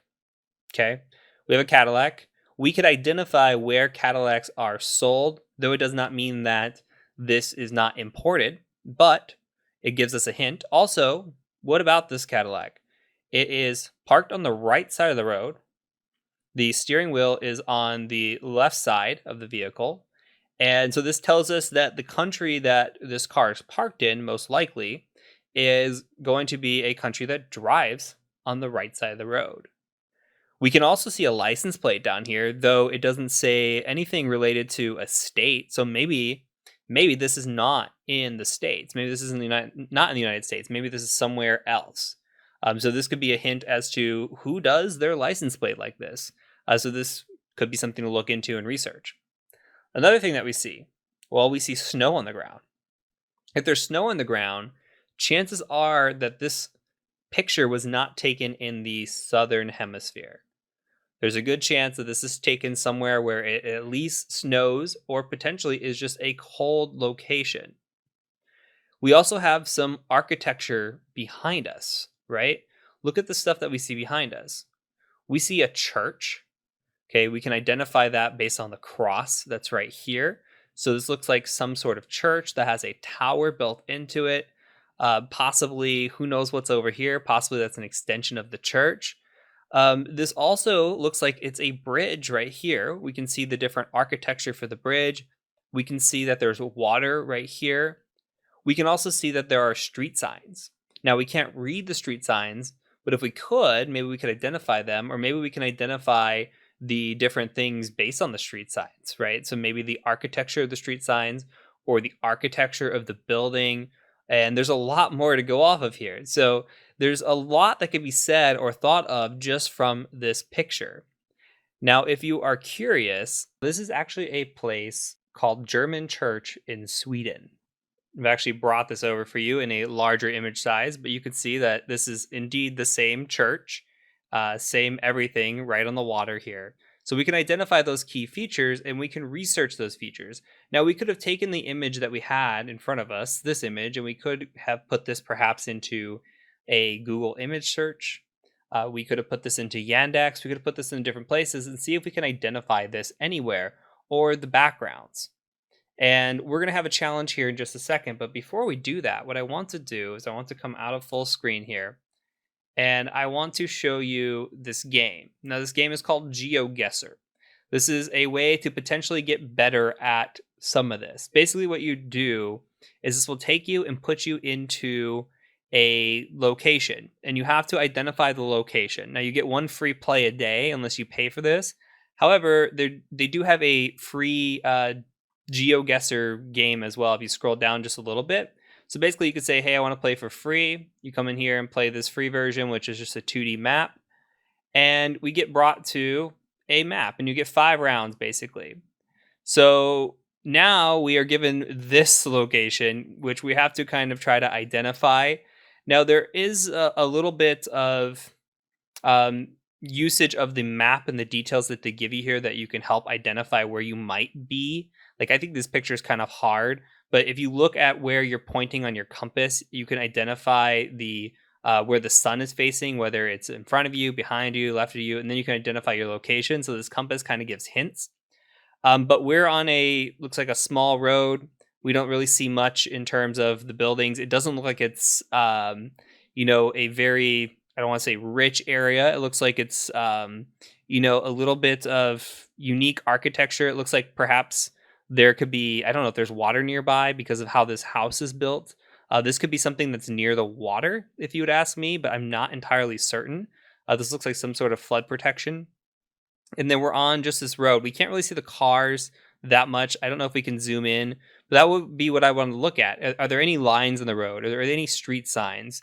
What can we identify? So from here, I mean, your guess is as good as anybody as to where this might be without using the compass location and identifier. I would guess this is somewhere on the water. I'm just gonna throw this somewhere random over here and see if we can't figure this out. But we'll put this like, I'll say like Virginia Beach area, even though I don't think it is, and it'll tell you where it is. And we were kind of okay. We were definitely, look, it's definitely an island. Obviously wasn't Virginia Beach, but here we were. We are by the water. And yeah, we can identify some features that say, hey, you are by the water. And then you come in, you play the next round, and you get another picture and you try to identify. So now when we see this, what can we identify? Well, we can identify that there is, we can identify the language here on the building. It looks like it could be Spanish, is my guess. I'm not a language expert by any means. You can look at the buildings that are right here as well and just see if you can identify any writings, any sort of vehicle, how they're driving. They're driving, it looks like this could be a one-way street, so this maybe isn't the best idea as for how this would be. But you could also look at the road signs, look at the different stoplights that are here as well, and the different surrounding areas and what we're looking at. So if I had to guess, this would be some sort of Spanish speaking country, although I'm not sure. I would put this somewhere maybe in Spain over here, but I wouldn't know exactly where this would be. So I'll just say it's Madrid and we'll guess. I was very wrong. it is in Santiago. Okay, so this is just an example, though. I'm not going to sit here and play it this whole time, but what I do want to share with you is a blog post that I think is fantastic based on this game. Now, this is an incredibly long blog post, and I'm going to make this bigger, that tells you the things to think about. And while it was based on this game, and while you can play this game and come in here and try to identify stuff, you can come in here and read this article. You don't have to read it fully, but it just gives you an indication. It tells you what letters are you looking for on street signs, like what different types of languages look like what. This is telling you how to look at it from the compass, but if you scroll through here, it talks about the different roads, how the North and South America have like this yellow line down the middle, where Europeans have looks like a white line down the middle. Looks like dashed lines for Sweden, Norway, Iceland. So this is something interesting. So if you see a road in your picture, also the rumble strips that we have here in the United States. And then this will go through, I mean, I'm scrolling and scrolling and I'm still at the top, but this goes through all kinds of information. What countries drive on the right side? What countries drive on the left side? What do the speed limit signs look like in different countries? This is fantastic that you can come through here and just say, okay, I see something. I'm going to try to research it based on this. And that's really the point I want to get at. I'm not trying to make you an expert by any means in guessing games here. But I do want you to think about how you could start looking at pictures differently. When you see this picture, I don't want you to see, oh, yeah, it's a car parked outside. I want you to see it as, oh, yeah, there's a car parked outside. Here's the license plate I'm seeing. It's in front of a church that has a bridge that's on the water that's in the snow. And start narrowing down where these locations can be. And this is what makes you a good investigator. You're not going to be able to, most times, just look at a picture and say, I know that location. But you can dump this picture maybe into a Google reverse image search, maybe into a Yandex, or go through the identifying marks that you see through a blog like this and really try to identify what it is you might be seeing. And this goes through, look, Japanese highways, Swedish highways, all different kinds of stuff. So if you're patient and you really try to figure this out like a good investigator, you'll have a lot more luck than just pointing and clicking. But there are some people on YouTube that I watch play this game, and they're absolutely amazing, where they can just see a picture and within seconds just click and know exactly where it's at. So I think that's very impressive. Anyway, that's it. What I want to do now is I'm going to show you a few pictures in the next video. I went on vacation recently, and I want to show you a few pictures. And I want you to determine where I was at in those pictures. Okay, so I'm going to show you 3 pictures. I want you to determine what places I traveled to and where maybe I stayed. And you'll see that my OPSEC is not very great. So, all right, we'll see you in the next video when I give you your challenge.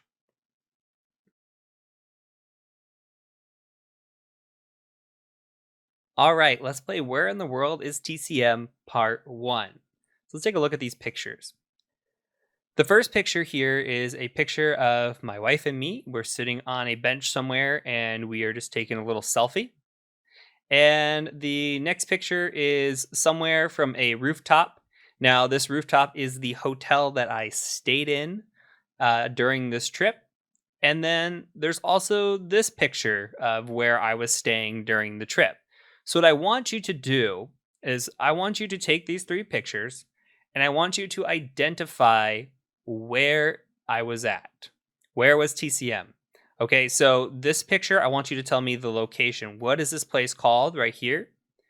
In this picture, tell me what hotel I was staying in so that I could take this photograph. And then this picture, all I want you to do is tell me what city I was in. So that's your challenge. Tell me where I was at in the first picture, what hotel I was in the second picture, and the third picture, tell me what city I was in. Hope you're ready for this challenge. Best of luck to you. I'll catch you in the next video as we cover how to find the answers to this.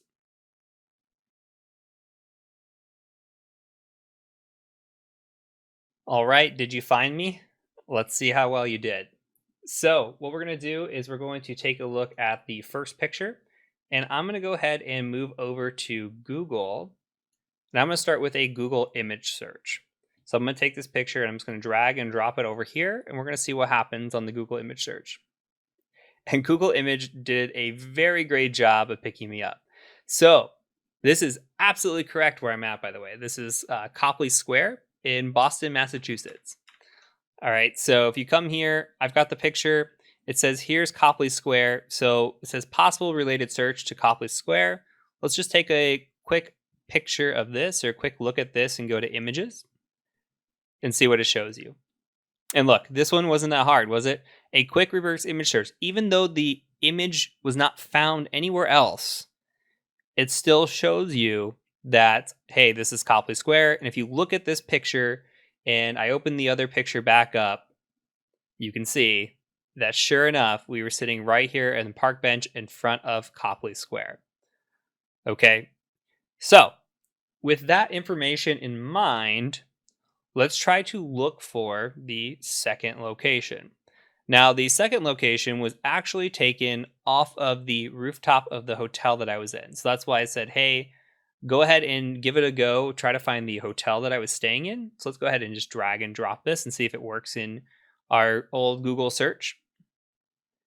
And all we get out of this is what? Commercial. We don't get anything of use. Let's go ahead and try looking at Yandex as well. So I'm going to just go to images and drag and drop, and we'll just see if it does anything for us. Now we can look at the EXIF data here, but the EXIF data does not exist or it's been stripped out. So we're looking at this and let's see if we can identify anything in this picture. So this is saying Melbourne. Given that it's all on the same trip and we have that knowledge, it's not likely to be Melbourne. We can click through here and see if there's anything in here that might be of interest. And it's just giving us a bunch of city skylines. So this time, the reverse image search isn't really working out in our favor. It's trying, but it's not really doing anything. And if we close out of this and go back to the image that we have, it tries to point out some things to us, like saying, hey, I know what this building is. And you could try to click on that and see. But even then, it doesn't look like it's finding the right stuff here. All right, so this looks like they're buildings in Russia, which this is a Russian website. So I'm assuming it's going to try to look there first, but it's just not picking up the right location. At least it doesn't look like the image that we're seeing. So with that being said, let's go to the image itself. I want to look at the image one more time because we haven't done any investigation on the image. I'm going to zoom in as much as possible. What are some things that we can see from this image? We can maybe make out that we're in a city, right? We're in some sort of big city. We don't know where the big city is, but it definitely looks like there's skyscrapers, there's tall buildings, and there's some words back here that I can't really read here. I can't really read that either. I see the something, and I see, I can't tell what that is. I do see some interesting stuff, though. First of all, I see the Westin Hotel, so that could be interesting. I see a sign that says 95 to New York. So this is saying 95. It looks like that says south to me. It's very hard to read, but this is 95 south. So if I'm 95 south If I go look at a map and look on the highway, Interstate 95 runs down from north to south in the United States on the East Coast. So I would have to be somewhere above New York in order for this to happen. So that could narrow it down. It also looks like there's an American flag flying right here, so a good indicator that we're probably in the United States. Now, you can also see cars are parked on the right side of the road over here, which is another indicator. And then this architecture of this building looks older. We don't know really, like, this building looks like it stands out in the fact that it's older. Comparatively, most of the architectures of these other buildings look like they stand out as maybe newer. So with that being said, and having the clue or the hint that we were in Boston before, we're above New York, what might that tell us? That might tell us something. Oh, and look, there's a Prudential building, okay? So Prudential building, the Westin. So if we're looking at this, we need to be facing the Prudential building from this side, and we need to be right next to what appears to be the Westin in order to kind of get this. So where is there a Prudential building and where is there a Westin? So the first thing I might do is I might go out to Google and I might just try to say, where is the Prudential skyscraper? Let's see if we can find that anywhere. Prudential Tower skyscraper in Boston, Massachusetts. So that's pretty good. So that looks potentially to be our building, right? That looks pretty darn close to what we saw here. So I'm going to go back to the picture one more time. That looks like the building to me. That's spot on. So that's definitely the building. So what I think I want to look at is the Westin, and the Westin in Boston, Massachusetts. Okay. Let's see what they have for us. They have Boston, the waterfront. They also have Boston and Copley Place. Let's go ahead and look at Boston and Copley Place. Since we already know that I was somewhere in Copley Place, let's go ahead and see if we can actually look at the location. All right.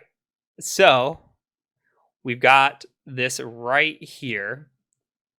And what does that look like? So that is Copley Place, right? So we'll actually, here is the Westin. So let's see if we can get to a street satellite view right here. Let me try to get down here. This might not work for us. Let me do one more thing. Let me try to just go back. We'll do the Westin Copley, and then we're going to put this into a search for maps here. Let's see if we can't get a better view of this. All right, so here's the Westin Copley. Here's Copley Square, by the way. Okay, so if we could see the Westin Copley in front of us, depending on how it looks in front of us, could be of interest. So let's try to navigate satellite down here and see what we can see. All right, so if we look, that picture that was taken was the bench was right here. And here's the Copley Square. Now, if we look, this building right here, let's see if we can get on the ground. Let's get right here and see how this looks. All right. So there's that picture, right? There's the Copley Square. If we turn around, look, here's the Westin. And if we face this direction, there's the building that should have the American flag flying on it. Yes, it does. The Prudential building's out here. Here's that New York sign right here. And that might not be 90, might be 95. That might be a 90 West sign, actually. I could have been wrong on the 95 there. So still, we identified the Westin and the Prudential building, and then we were able to correlate, since we were close to the Westin where we might be. If we turn around to where there's a rooftop right here, what is this? This building right here is called the Fairmont Copley, and that is where we stayed on our vacation. So this was part 2. Hopefully you were able to figure that out and find that. Hopefully you found it challenging as well, but you can see, click right here, the Copley Plaza, the Westin Copley, Fairmont Copley, there you go. So and there's the building. So, okay. So that's number 2. Number 3, I tried to throw you for a little bit of a loop. So here's number 3. This looks a little bit different than the other 2, especially in the skyscrapers and everything else. what can we see from this picture? And I'm going to skip reverse image searching. You can try that if you want. If you did, that's great. But I'm trying to take out what I can see. So I see maybe some art down here. Looks like there's some art. It looks like potentially, well, this car's parked on the left side of the road, but these cars are parked on the right side of the road. So it's hard to say where this image was taken for sure. This is definitely a larger city for sure. There's some color to it. There's not really a lot telling us besides maybe some of the architecture that's up here, what the design might be, and where this might have been taken. But the one thing that maybe stands out to me, and it's really hard to see back there, what that reads, but this one reads PSFS. And that's the only thing I can make out. I make out some architecture. It looks like there's a blend of maybe older and newer architecture, but without being able to see anything else, my best guess is we're in a major city somewhere that possibly drives on the right side of the road, but I do not pick up anything else. PSFS is the only thing here that would be standing out to me. So what I'm going to do is I'm going to go back and just search PSFS as a building and see if I can identify where this was at. So if we go back to Google, we do PSFS, and that is in Philadelphia. So let's do PSFS building. You could see that it says, hey, we're in Philadelphia. Let's look at images. And that looks to me like the same building that we're seeing. So, yes, this image here, if you were able to find this and look this up, and of course, there are different ways, by the way, to do this, but this is in Philadelphia. Just because I'm showing you one way doesn't mean that you couldn't have found it another way, or even you could have said, hey, I lived in Philly, or I've been through Philly. I know exactly where that's at. You have opportunities here to be able to use what you know as well. But these are just different ways that I would look at pictures for information. And that's really what this challenge is about, to look at pictures for information and try to identify what you can do. So number 1 was pretty easy. Number 3 was pretty easy. I thought number 2 was a little bit more challenging because you had to identify the actual building that the picture was taken from and not just what city you were in. So hopefully you found that a little bit more challenging on that side. So that is it for this section and this lesson. We're going to go ahead and move on from here onto email OSINT. So I'll catch you over in the next section.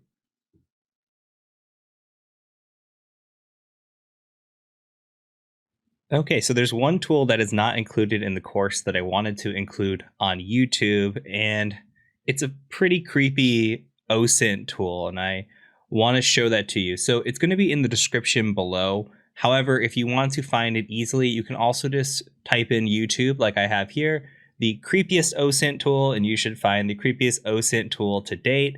And watch this video before you move on to the next one, because it just shows you what we are capable of doing just from an image, and how one picture can identify a bunch of other pictures and a bunch of information maybe you didn't even know existed about you or about your resource out there. So with that being said, we're going to go ahead and move on to the next video in this course.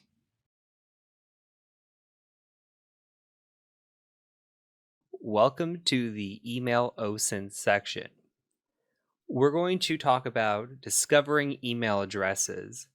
And this is something that I do on a weekly basis. So I'm going to show you the most common tools that I use to actually look up email addresses and try to find people, and what you can do to kind of verify email addresses. So I'll show you some of my favorite tools and concepts.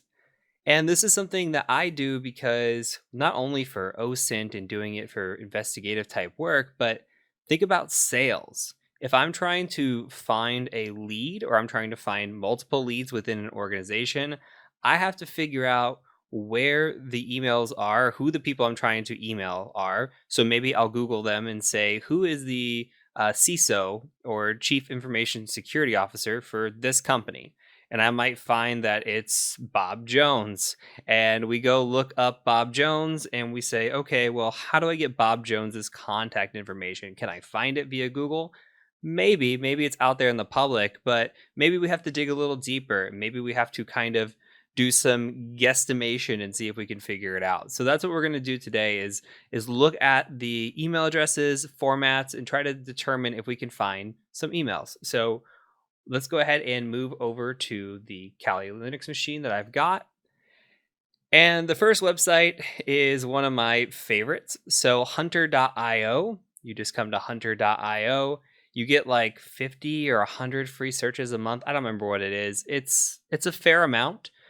You can come here and basically just type in a company name. So like say I want to type in TCM security, TCM-sec, and you can see TCM security here. We get one result on the email address. So we'll click it and see what happens here.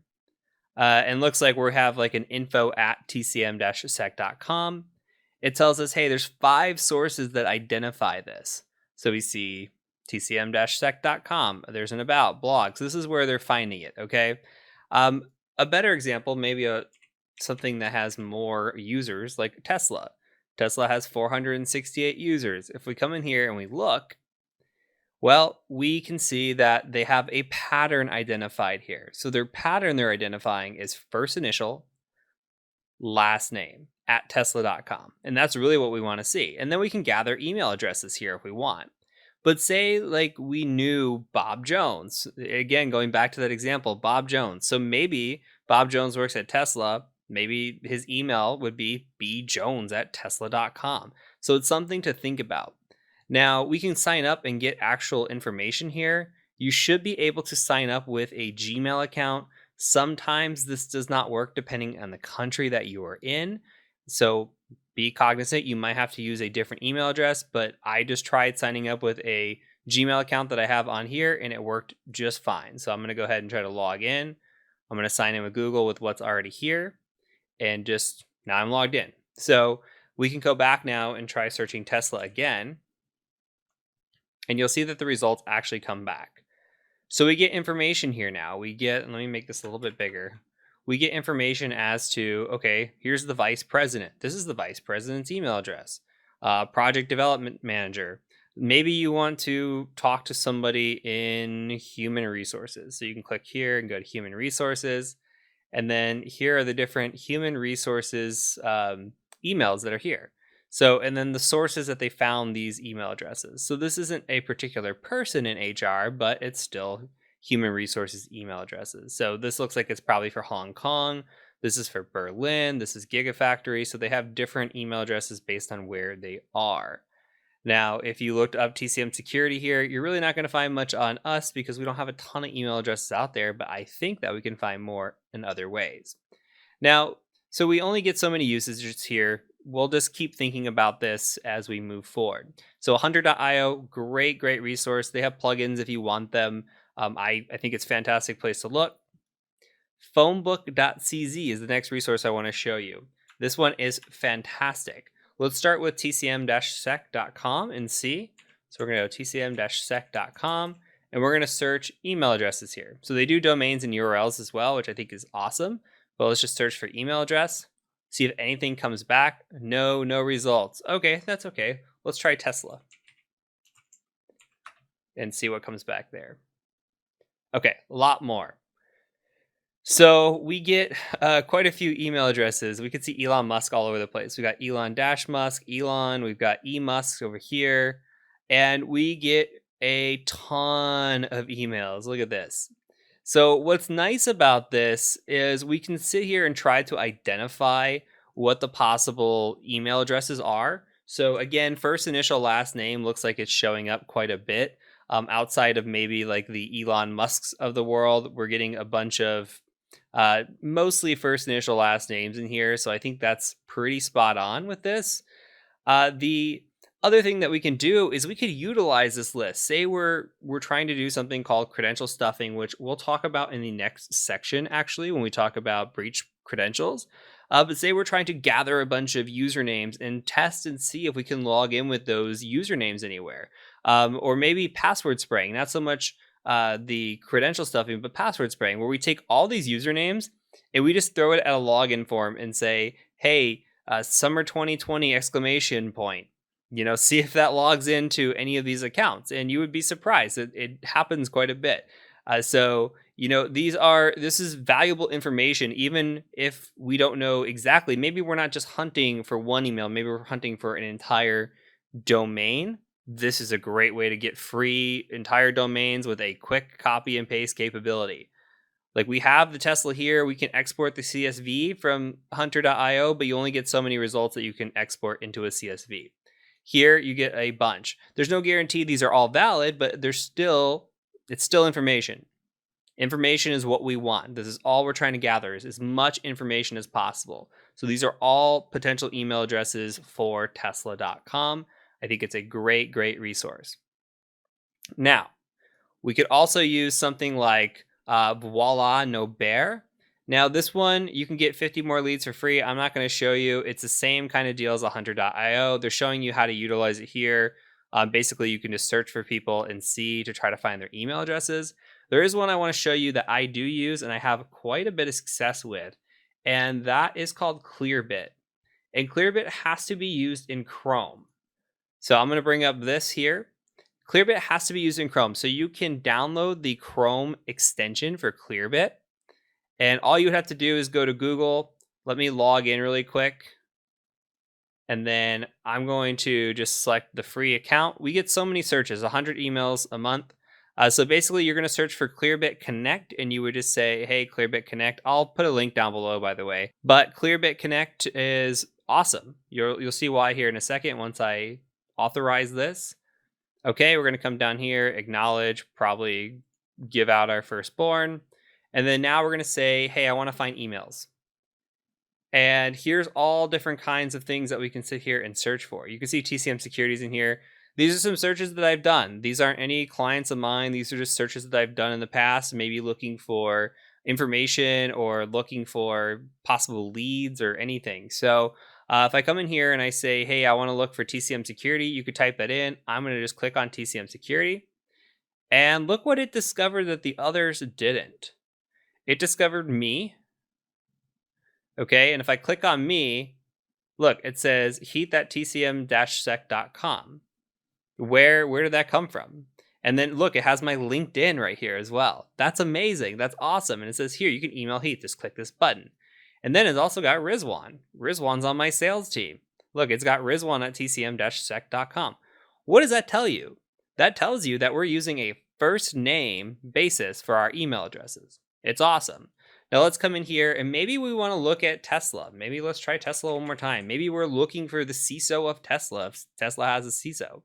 You could come in here and look, like Elon Musk is right here, obviously CEO, but you could come in here and maybe go by role, and they have different roles in here. So CEO, let's see if we can find any sort of CISO. I don't see one, but I do see information technology. So maybe we can find somebody in the information technology department or IT department. And then here we go. We've got quite a few IT people. Here's a CIO. This could be somebody of interest that we might want to reach out to. And we could just scroll through this list and find people. So say we want to reach out to the CIO. Just click on this. We get first initial last name, just like we thought we would. We get this person's LinkedIn page. We get their location, website. This is awesome. Awesome, awesome.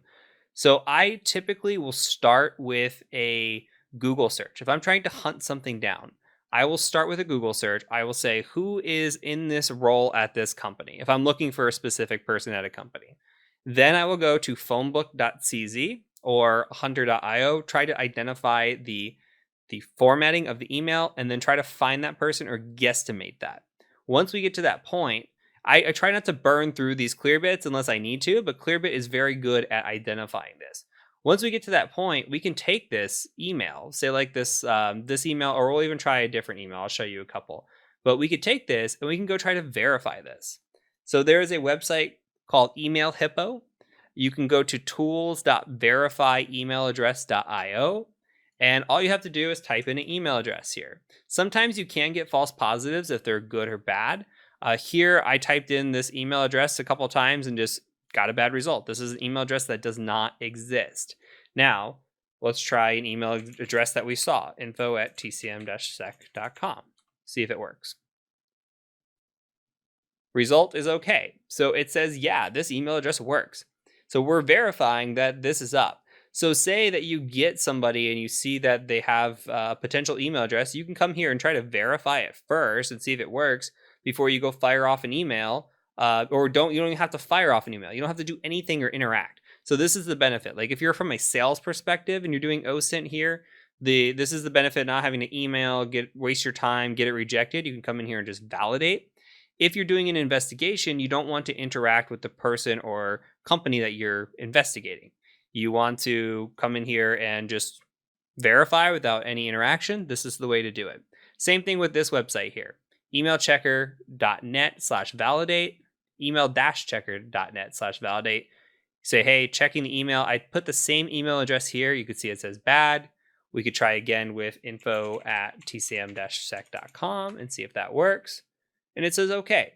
So again, this is doing a great job. There are possibilities of false positives.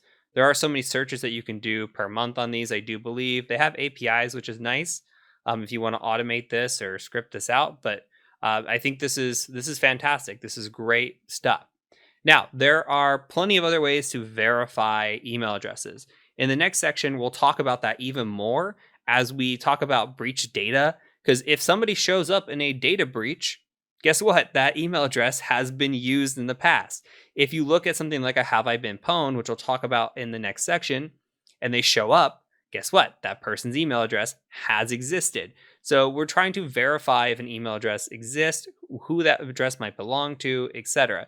Now, this has been from a business perspective. Some of this hunting down of emails may be more difficult to do if you're trying to find a specific individual. That's where breach data comes into play in a lot of this research. And what I'm going to show you in the next section, we'll try to hunt down individuals with maybe having loose pieces of information like a name or a username or something along those lines. Breach data can come in handy very, very well. So this is kind of scratching the surface. Now, there's one last thing I want to show you, one last little tip and trick. Do not underestimate forgot passwords. Do not underestimate them. Let's go to Google, for example. Right now, I am logging in under an account that is please don't hack me, sir, please. So it's please don't hack me, sir, PLZ, I do believe. I'm going to go ahead and try hitting next on that. Okay, so first of all, it said, hey, welcome. And what does this mean? This means that we have a valid account here. That's great. This is validating that this Gmail account exists. Here's something else. We can use this to tie to potentially another account or help validate. Say we know that this email belongs to somebody that's harassing somebody else. We don't know who this person is. They're using this spoofed email, but maybe we have a hunch or maybe we don't. Maybe we just want to try to get more data. You can come to forgot password and it's going to say, what's the last password you remember using? I don't know. Let's try another way. You come down here and it says, hey, let me make this bigger. Google will send a verification code to H. And it says, look, it shows you the rest of the digits here. And then at TC here. That would give you a pretty good indication if you're tracking who your subject is, that this email could tie to somebody else. Look, this is heath@tcm-sec.com.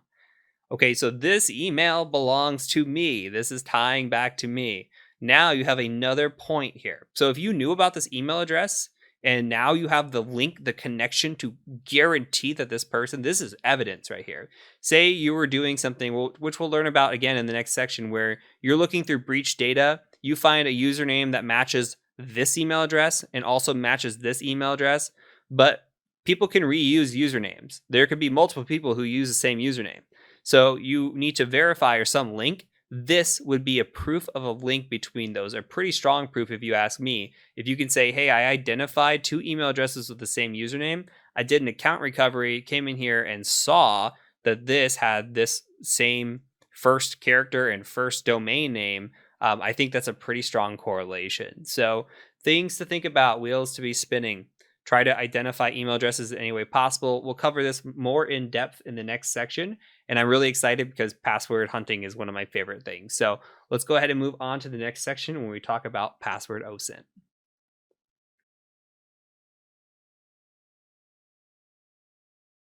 Welcome to this section on password OSINT.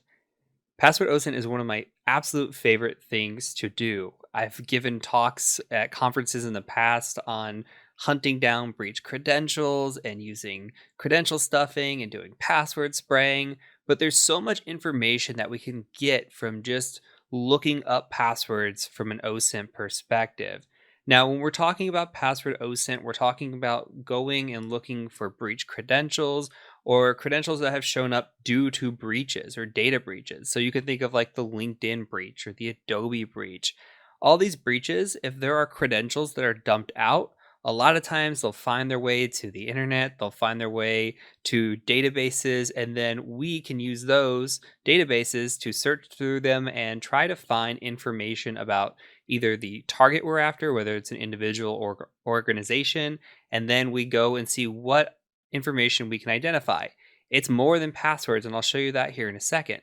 Now, there are some great websites and tools that we can utilize for this. For now, I'm going to kind of just show you the web format. Again, we're not going to use any tools until later on in the course. But for now, I'll kind of show you how we do the web searching and what we can do there. Before we get into that, I kind of want to show you just a brief example of what information we can find. So this is a little tool that I wrote, and it basically goes through and just looks through a database that is local. Now, we're going to show databases that are out on the web and are easier, faster to search through. But this is great just for something if you want a quick search on a database, you want to look up breach credentials. Now, I went ahead and just searched for breach credentials for Tesla. We'll cover this later in the course on how to use this tool. But here, I can identify some information about Tesla. Now, we talked about email OSINT and identifying email types, right? So we could see here that for Tesla, we're seeing a lot of first name dot last name. So it's possible first name, last name is the usage or format over at Tesla. Although we do see some Shark, which looks like could be just like a S Hark, or maybe that's actually Shark. We could see different things here where there may be some different formats with Tesla. So what we notice too is sometimes as companies grow, sometimes the companies start off with one format and then migrate to other formats as they get bigger. The other things that we can identify though are who's been involved in a breach. Here on the left side is the username or the email, and then on the right side is the password. And I keep like hovering over this one here because this is a repeat offender. If I'm looking for information on a specific company or a person and I see that their passwords change only ever so slightly, or they have the same password over and over and over in a breach, then guess what? I could have a pretty good assumption that that password might work somewhere else, or some variation of this password might work somewhere else. So it's always good to check these out and see if you can identify patterns, whether it be username pattern or any sort of password pattern, anything like that. Even as we scroll down, we can see 1, 2, 3, 4, 5 down here. Yeah, it's a terrible password, but it's always something to look into and see if there's any sort of repeat offenders. Now, we're going to cover this more in depth in the next video as we start talking about hunting down breach credentials. I just kind of want to show you an overview of what we're actually looking at, where these come from, why we're looking at that, and then in the next video, we're going to cover this even more in depth. So I'll catch you over in the next video.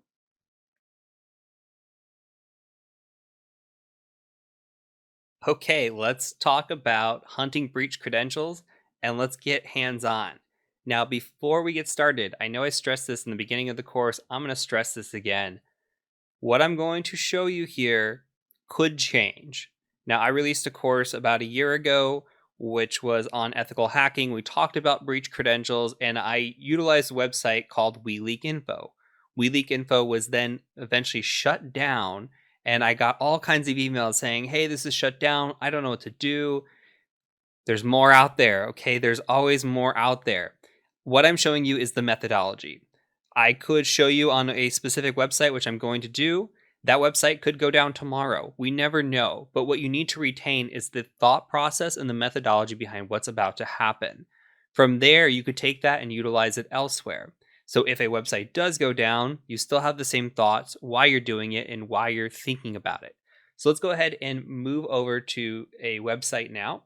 So I want to take you to a website called dhash. Now this is dhash.com. I do not expect you to be able to follow along at this point because this costs money.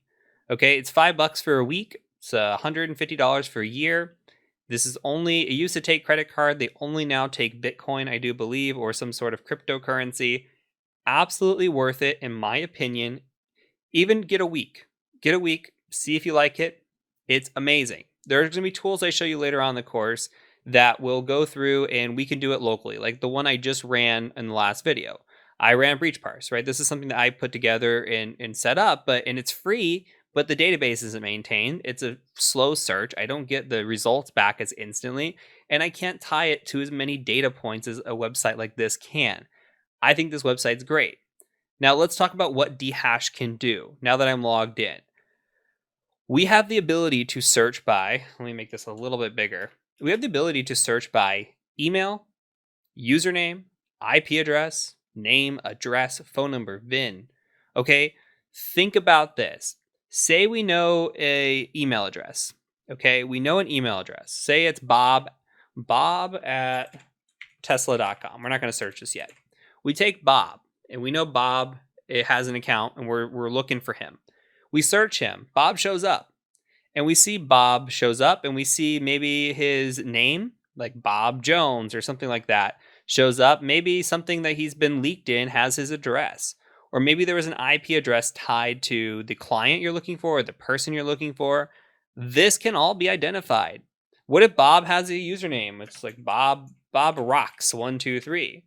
Okay, well, we can search that username in here and see if that username has repeated itself at all, which is great. We could search by password. So say Bob's password was Bob Rocks 123.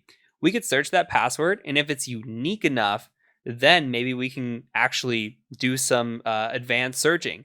Like if we go back to the example from last time, like this last video, we saw this 907DADE814. We could put that into a search engine and see if that comes back to something else. Maybe that comes back to a user that is not at a tesla.com, but maybe it's like Bob at gmail.com. And then guess what? Now we have Bob's personal account, or now we have Bob tied to another email account, especially if we search by name or something that we can tie them together. We need to start being able to relate other accounts to each other. We can do that with hashing. We could do that with passwords. There's a lot of things that we can do, and we want to start tying this together. As a real world example, when I am looking at an organization and I'm doing research on hashing, or I'm doing research on breach credentials, I'm trying to think, okay, first, if my client is tesla.com, I might come in here and search at tesla.com, and I might come see how many results are in here. Let's see what happens.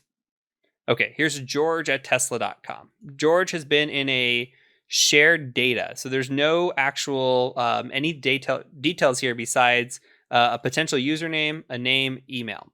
Okay, same thing with safety. We'd have to scroll down and see if we can find something that, okay, here's Adobe. Now, Adobe will have there's actually a Bob at Tesla. Bob at Tesla has a hashed password here. Okay, so now we could say, well, first of all, we can go see if we can figure out what this hash is, which we'll talk about in a second. We can also go and say, okay, Bob, does Bob exist anywhere else? Does this hash exist anywhere else on this website? Can we tie it to another account that maybe, even if we don't crack the password, then we can say, okay, this ties to Bob at gmail.com.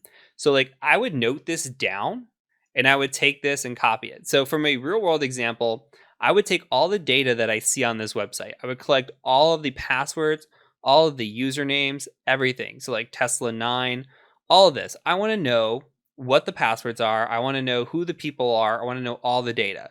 Because if I could start finding patterns, if I could start putting things together, maybe I can even relate these back to their personal email accounts like we're talking about.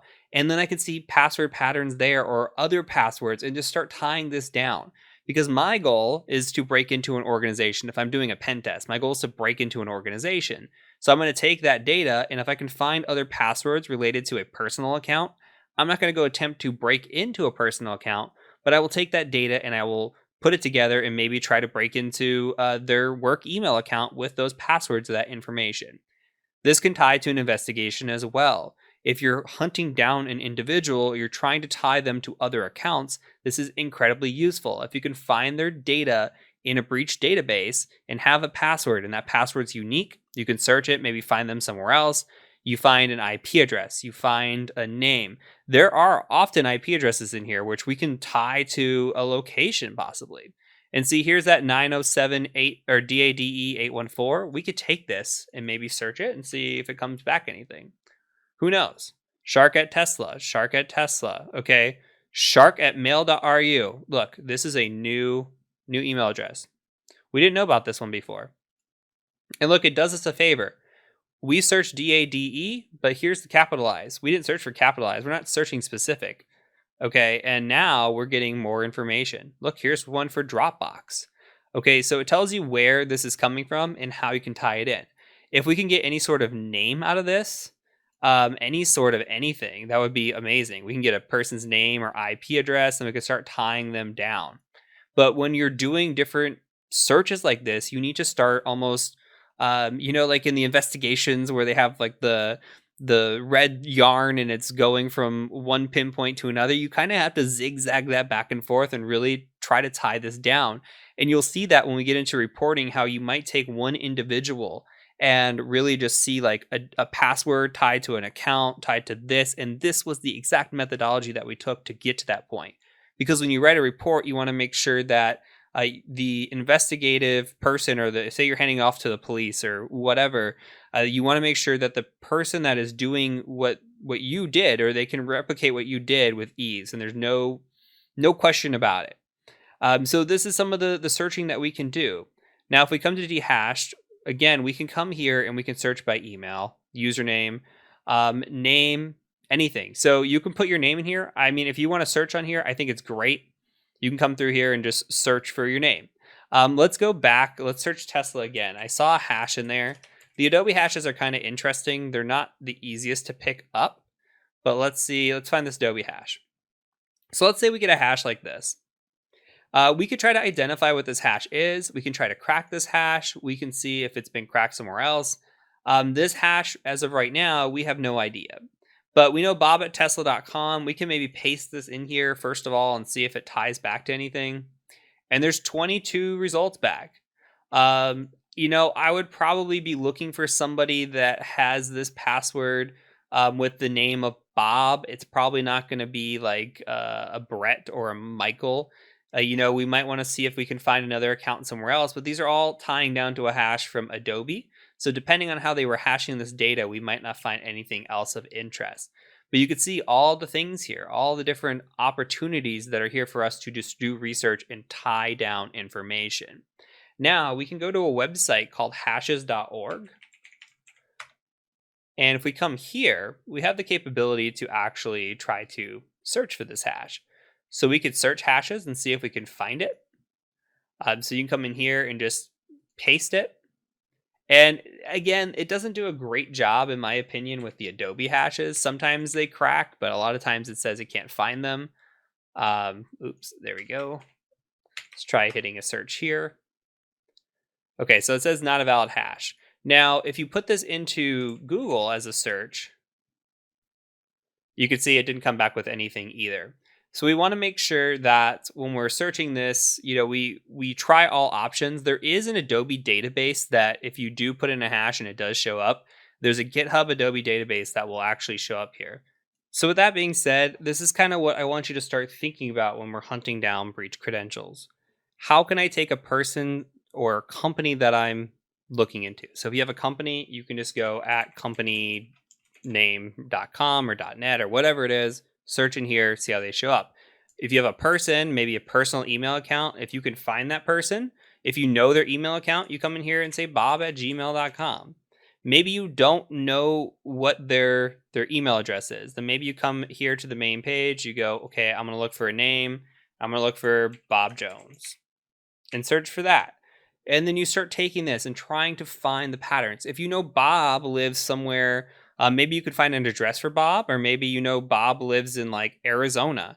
You could search Bob Jones and see if Bob shows up, and then kind of take it from there. And there is some search operators that you can utilize. You can see Bob Jones is taking forever. You can put this in quotations and search it again, and kind of narrow down your results here. So if we click on this, you could see like here's a name of we got a lot of results, but here's the name of Bob Jones. This is a very common name. So, but you could see like if we're trying to look this down, we can start searching and adding operators in here and trying to see if we can figure out to tie a username or something to them. So again, get your wheel spinning.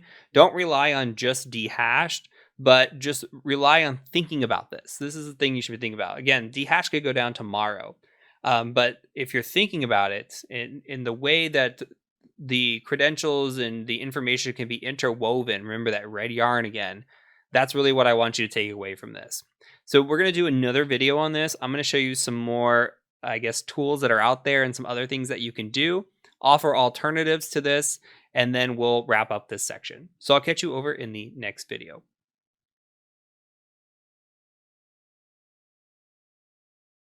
Okay, hunting breach credentials part 2. Let's dive right into this. So I'm going to show you a few websites. These websites here, the first 3 I'm going to show you, and actually let me reorganize this a little bit. The first 3 I'm going to show you are sites that I am not entirely sure on. I do believe they're valid. I believe they're legitimate. I believe they're also databases. I think dhash is the best. These also have their own searching as well.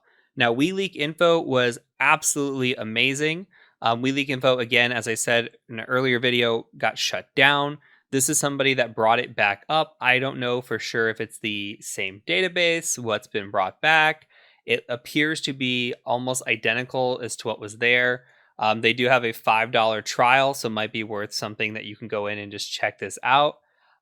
Same thing with this Leak Check and this SNUSpace. They're both great websites that I'll put down in the description. You can check them out, kind of feel it out, see which one you like the best. Again, $2.99 for a sign up here.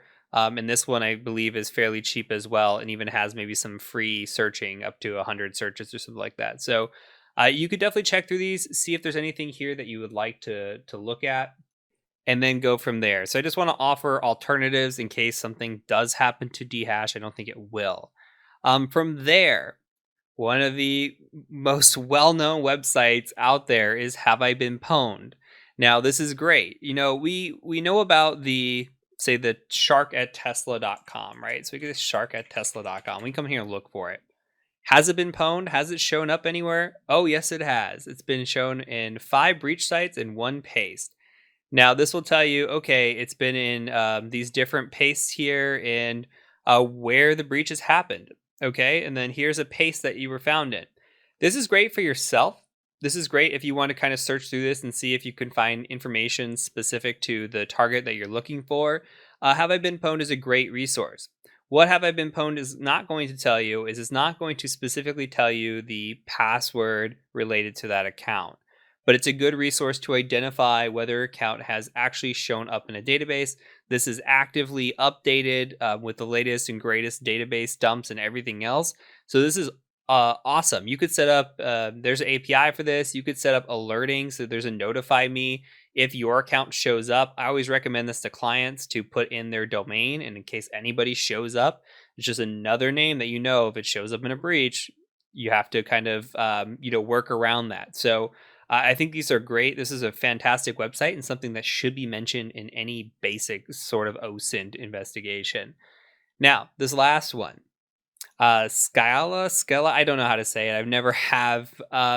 This is put together by Hyperion, who is Alejandro or Alex. He is the founder of Hyperion Gray. This is a great website. It's not going to be as thorough. It's not going to have as much information as, say, a dehashed, but it does have information. You can see right here, there's who knows how many pages. You can come through here and there's the domain will say, hey, this is where the leak came from. Like there's collections of different passwords, a LinkedIn breach on this one. There's different types here that you can look through. This one's Fitbit. So you can come in here and say, okay, I want to search for a specific user or a specific email. So we could say like email, and then we can do shark@tesla.com and see what happens. And look, you could see shark@tesla.com came back. There looks like a hash password here. We could run that through hashes.org. We can run that through Google, see if it pops back with anything. Here we do get a clear text password. So we can search by email. We could search by domain. Say you want to know anybody that was involved in the LinkedIn.com breach. Okay, and that might not pull back anything. Let's go back to, so let's see, LinkedIn. Maybe I put it in wrong. We'll try one more time. Or maybe there were too many search results. So we could try LinkedIn.com, and maybe we want to know a password of 12345. Let's try a search like that. There you go. It's possible that I had too many results there too.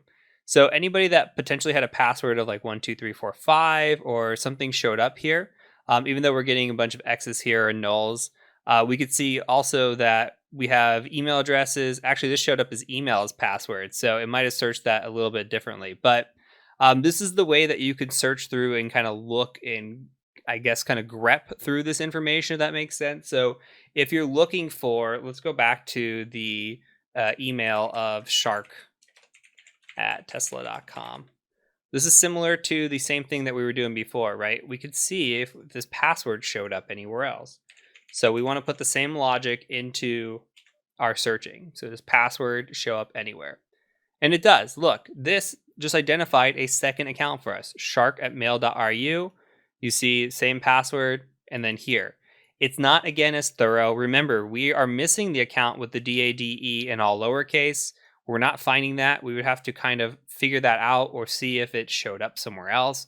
But now we have another email address. Now we can come in here and we can say email and say, okay, there's shark@mail.ru. All right, so it's going to find other sharks, but for the most part, look at this. Shark@mail.ru has been caught a bunch of times, right? And this is interesting in the sense of what's happened here. So this is the kind of data back and forth that you would want to go through and try to search. Now there is an API for this. You have the capability. It shows you the API here to search. We have the capability to run this through tools like hate mail is a tool that we can use, and I'll show you this later in the course when we get into the actual tools section. But this is a fantastic database just to come quickly search. I recommend putting in your own email address or a password that you use and see if it comes through here. It doesn't hurt to see if you've been owned in any of these databases beyond the have I been pwned. So it's always good to know that. And this is another great website, just another resource. Usually you're going to have to pay for anything above and beyond. So that's why Dhash has a paywall. That's why all of these sites you see up here have a paywall. This is as probably close as it's going to get to it being free and having a nice little area where you could at least do a quick search on an email address or a domain and see if you can find anything. So again, if you're looking for like tesla.com, you come in here and say @tesla.com and see what you can find in here. Okay. And then you can see what comes back for anything with @tesla.com, although we'll get a little bit of tesla.com at Yahoo. We'll get some of those, but we can weed those out, maybe find some other things in here that we haven't seen before, etc. So this is nice. This is a good way to just go through it. And again, the red yarn, think about the interweaving and the moving pieces and how you can tie everything together. That's the drum I'm beating over and over, because there's so much information that you can gather from a breach database if you're willing to connect the dots. You have to be willing to connect the dots and really think through it. And if you can do that, there's I don't want to say endless opportunities, but a lot of opportunities out there to gather really good information. So that is it for this section. Hopefully you found it useful and you kind of understand at least the concepts behind it and where we can apply this. This goes beyond just stuffing credentials and putting it into trying to break into environments, though this is used a lot. A lot of the hacks that we see, they come from this. There was something on the news not even that long ago about a baby monitor getting broken into. It was due to finding a breach credential and running it through the baby monitor and doing credential stuffing. You can gather this information, and we've seen this information go out in attempted phishing emails. There was one not that long ago, maybe within the last year, that was a porn email. It was saying, hey, I know what kind of porn you watch, and this is how I know because this is your password. And all they did was look up email addresses in these breached accounts and say, hey, send me money or I'm going to tell everybody because this is your password. And all they have to do is find a few people to say, oh my God, that's my password. I'm going to go ahead and just pay them money. And it's just a scam. So these can be used in many different ways. Of course, can be used in investigations. We could tie this to people. We could tie this to IP addresses. And we can really put together a thorough investigation, uncover other accounts that we didn't even know about, tie those into even more of our investigation, find maybe usernames, add that into our investigation, and keep going further. So the more data that we can collect, the more artifacts that we can collect, the better off we're going to be in the long run. So that's really our goal, is to collect as much data as we can and as much as possible. So get your wheels spinning about all the different things that are here. There are really close to endless possibilities when we are using breach data. So that's it for this video, and that's it for this section. I will catch you in the next section.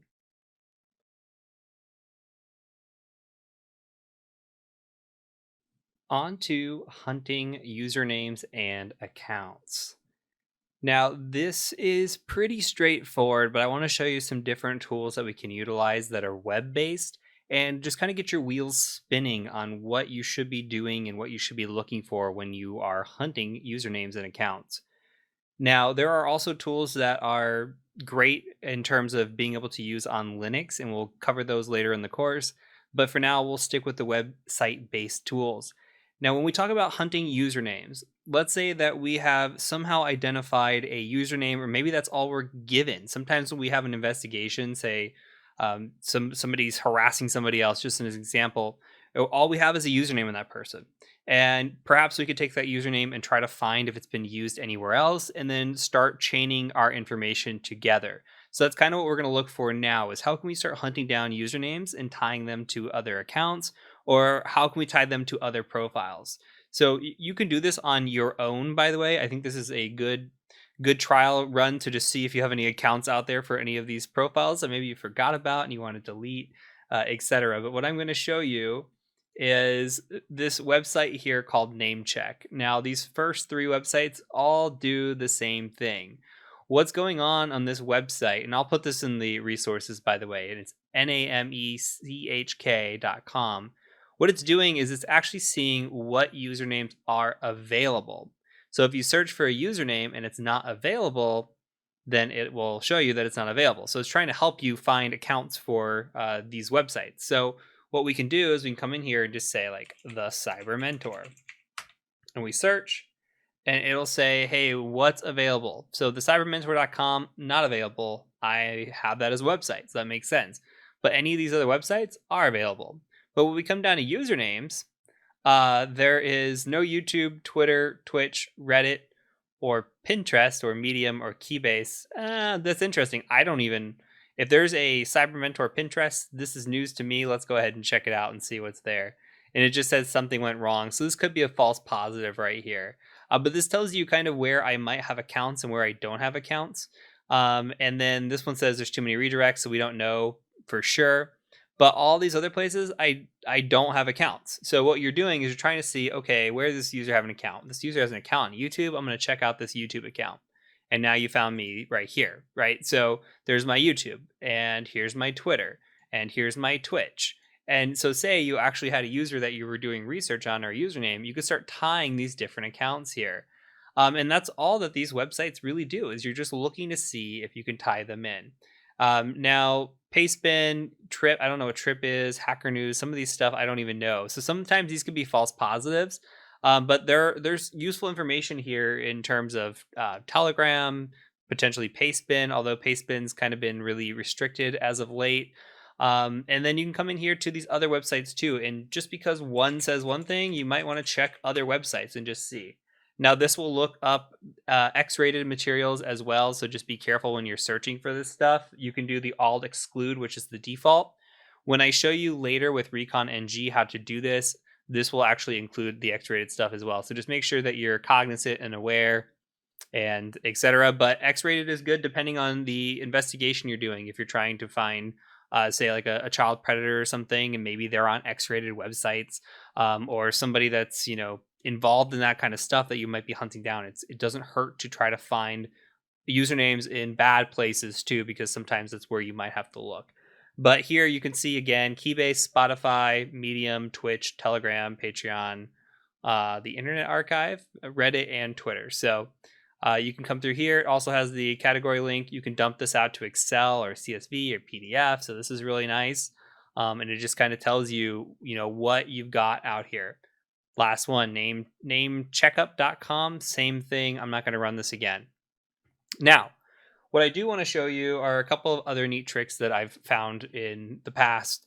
One is that if you're looking for other accounts, maybe accounts that just don't show up here, and I'm thinking mobile apps, okay? So I'm not going to get on mobile and show you, but start thinking of the mobile apps that you might use, like a TikTok or a Kick or Snapchat or Telegram, which was on this name checker, and what things that you might be able to see from this. So I just typed in random names here. I went to kick.me and /Mav because I tried typing in Maverick to see.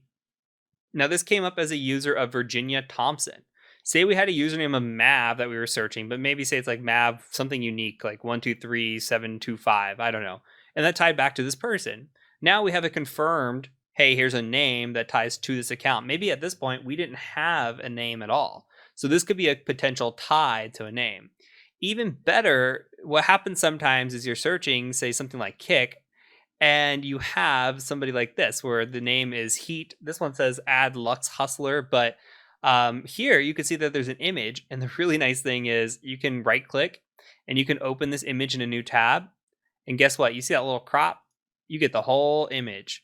Now what can you do with this image? You could save this image. You can try to go and see if you can find this on a reverse image search. This in particular looks like it has to deal with Michael Jordan, and you could see the Space Jam Michael Jordan, the Chicago Bulls Michael Jordan. So this is interesting as well, but doesn't really have any ties to anything right here. But the nice idea is what you could see is you can right click, view the image, actually go back and then start working with this image as well if you can find that. Same thing with Snapchat. A lot of these companies have username enumeration. So if there is a particular email or a particular username you want to try and see if you can find if that account exists, you can come in here, just type it in, and then try logging in. So I just came in and typed in the Cyber Mentor, and I went and just typed this, hit login. You can see it says cannot find the user. Now, if you try something else, I'm going to try, I saw Adele. I'm just going to see if that works. I'm trying something just common that would perhaps work. This one says cannot find the user either. So if you had a working username, it should work here where it says, hey, this is a valid user. Same thing with the email.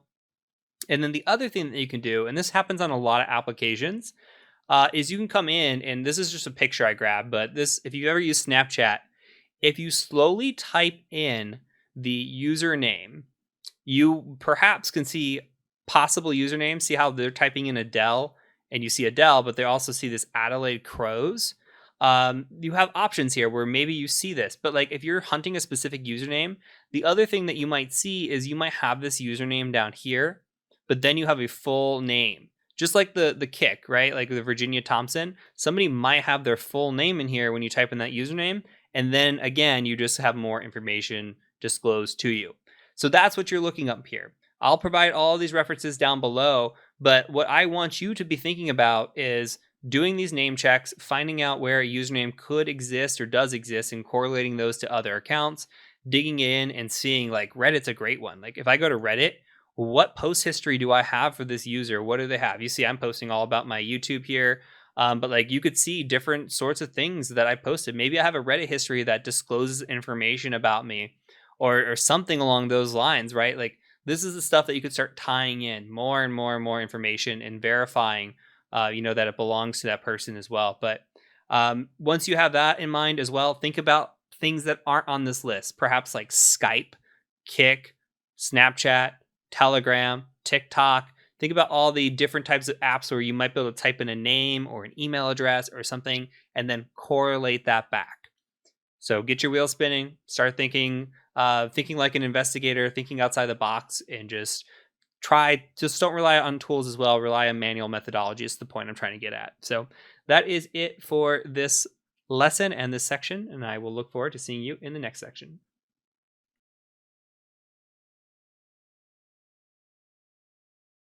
Have you ever typed your name into Google just to see what happens? And you see some information about yourself, whether it be your phone number, your address, your work address, your email, any of that stuff, and you're just wondering, how the heck is this information gathered? Well, that's a lot of us. I think that's probably happened to a good majority of us. And this data is gathered from all different sorts of locations. It's data that can be sold from one location to another. It could be perhaps from a data breach, perhaps from voter records, perhaps from your credit report. There's a lot of places this data could be sourced from. But the big point to note is that this data is out there. So what I'm going to show you are a bunch of websites, and I'll link them all down in the description below. And there are plenty more beyond what I'm even going to show you. But I'm just going to show you what the websites are, what they do, and the techniques behind them. The only caveat is for this video in particular, I am not going to show you any searching. I think that privacy is important. I think that we should not be looking into people in particular when it comes to names, addresses, phone numbers. I will show you one on myself so that way you can see it because it's going to come up again in a later section. And I am comfortable showing it because it's me. But otherwise, I do not want to reveal anybody's information, but I will show you these. So please use these responsibly. Now, I've kind of got these ordered in the way that I would use them. White Pages and True People Search are two of the best in my opinion. Now, again, these are also kind of grain of salt. If somebody knows how to go into one of these and ask for their information to be removed, that can happen, though I would guess that a good majority of people aren't doing that, but somebody who's trying to cover their tracks might. Now, on all of these websites, they kind of have the same thing across the board. Basically, what you are using are search engines for people. So you can come in here, and a lot of these are US based. Now, I understand that not everybody watching this course right now is in the US. A lot of these are US based, although some of this can be used to tie to other people, and it could be used to tie to other countries. I'm sorry that this section is kind of US ish, but please just kind of follow along and then use the concepts, apply the concepts to your location. Just understand that this data is out there and do a little bit of your own Google OSINT and find where you're at and how it can tie. Now, some of these places like White Pages might have an extension for other countries. Like whitepages.com is the US. They might have other white pages for other countries. So keep that in mind, as if you want to change the address here to your country code, it might actually work and allow you to access as well. And you might be able to search through this down here, but I'm just going to proceed with the US version of this. So with this being said, you can come in here and search for people by name and then city, state, zip if you want, or zip. You could do reverse phone number, reverse address. So say you have an address, but you don't have a name. So you have a phone number, but you don't have a name. Say you have a business you want to search.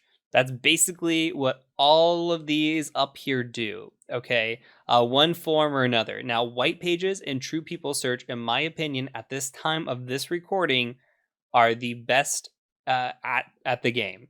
It used to be that there was a website called People that I really liked, PIPL. They kind of moved off of that platform into like a paid platform, and now it's just some weird site. Here for the free resources, True People Search and White Pages are fantastic. Same thing with reverse phone, reverse address search. I have typed in people's phone numbers in here. I will always type a phone number that's calling me into Google to see who it is. Not every time does it show up. A lot of times I come into White Pages, type that in, and sure enough, it's accurate. So this is something to keep in mind. I know we haven't gotten to phone number OSINT yet, but this is something to think about as well, is just typing in a phone number, typing in a name, trying to find a location of a person. So you can use this to narrow down information on people. You might be able to find, say, a middle name where you didn't have a middle name before, or a middle initial. You might be able to find an age or a birth date or an address. You might be able to find relatives or people that are similar to these people. There is potential for false information on here. I looked myself up on all these pages. I don't think I actually showed up on many, maybe one, and there was quite a bit of false information on there. So sometimes this will say that people have criminal records and stuff like that, where that's just not the case. I think it's trying to make you buy more information. But for the most part, you can take what you see and use that and do further research and see if you can verify the data that you are seeing in front of you. So White Pages, True People Search, really good. Fast People Search, similar website.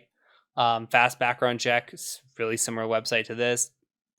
WebMe, WMII is a good one. I just searched my name in here, and you could see what comes up about me. Now, not all of this is accurate. Again, TCM Security from LinkedIn, my Twitter profile. I do not have a public Facebook, nor is this me on Instagram. But they are coming through and seeing that maybe there's results on a hacker. I would be surprised that I'm in any of these videos, but this is me right here. Actually, this is a review on my course I didn't even know existed. So I'm finding stuff here that that I didn't even know about. So here is potentially some public record information. Here are people that I might know, which I'm looking through all of these. And outside of maybe this last little bit here, I know Chris Roberts, Chris Hadnagy, and Neil Fallon. The rest of these, I don't really recognize the names. So they're trying to pull the data down. Here they're pulling down images and videos and stuff like that from Google.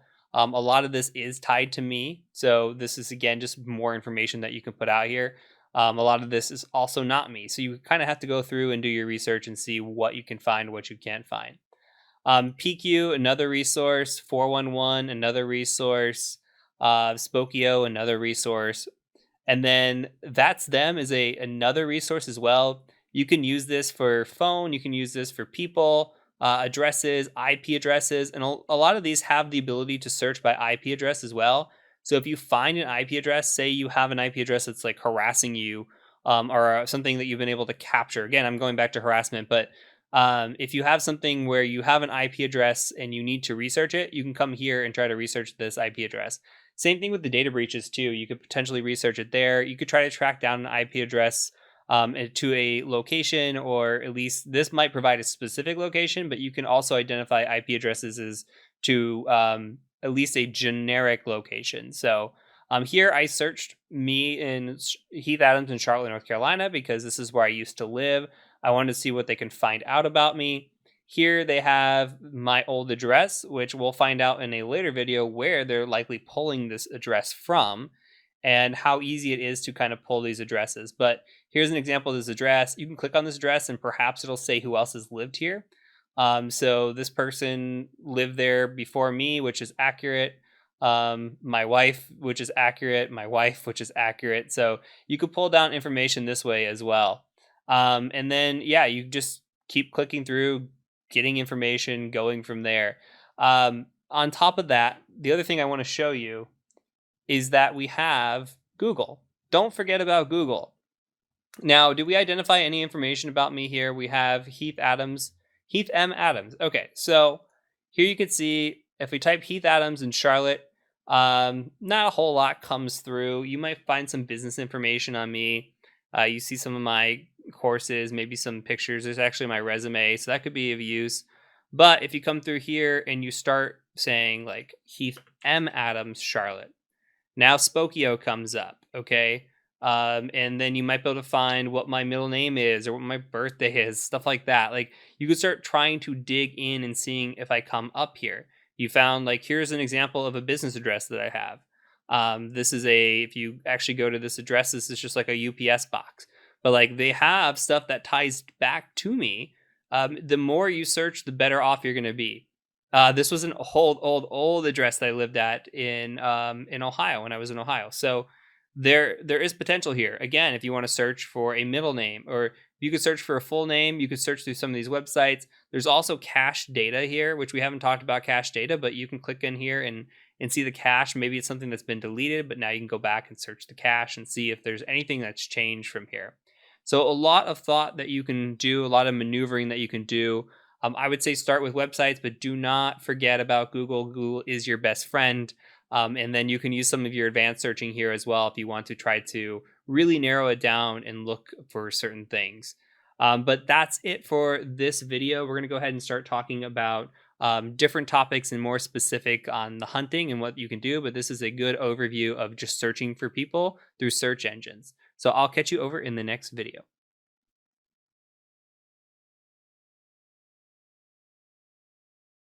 What I'm about to show you is an incredibly powerful or potentially powerful way to gain information.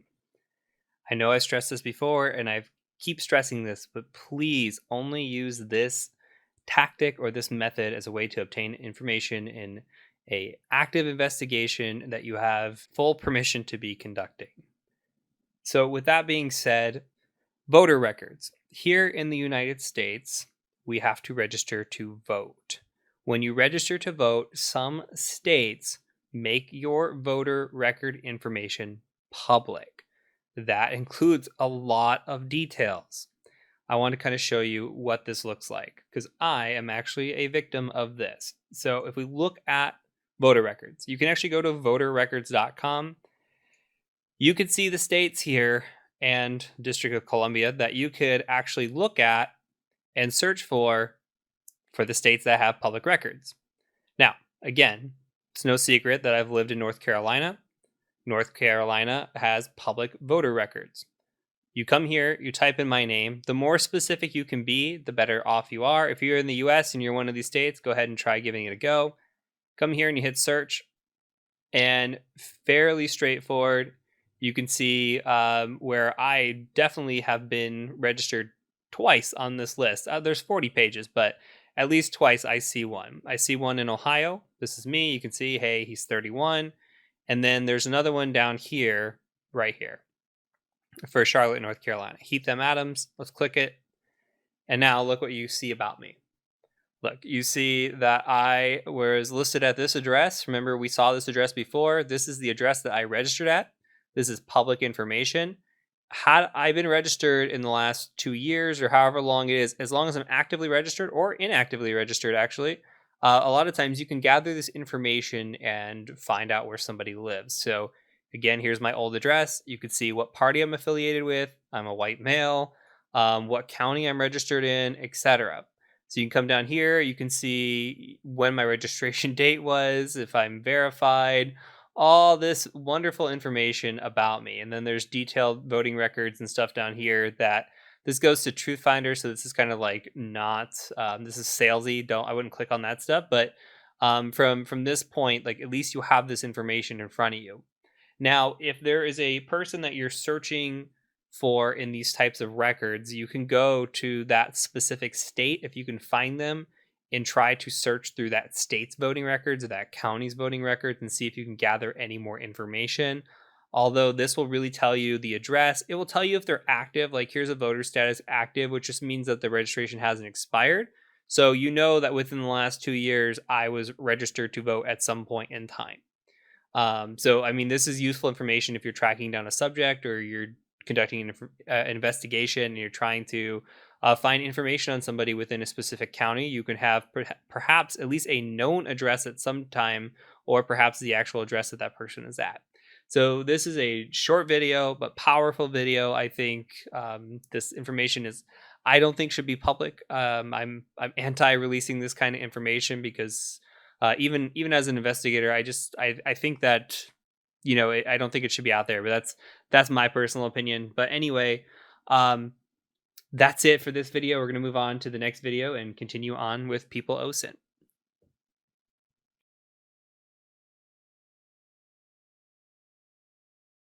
Now let's talk about hunting phone numbers. Now there's a few different ways that we can hunt phone numbers, and I've sourced these from a collection of different OSINT resources. But here's kind of the methodology that I would try to use or take. And I kind of mentioned this in an earlier video, but I'm going to go back to this and just kind of talk through it. Now, we have a few different things that we can do. I think Google is the best first resource that we should take, and we can just kind of go to Google. Anytime I'm getting a phone call, I just rush to Google and try to type it in and see. I don't like answering the phone if I don't know the number because they're mostly spam nowadays.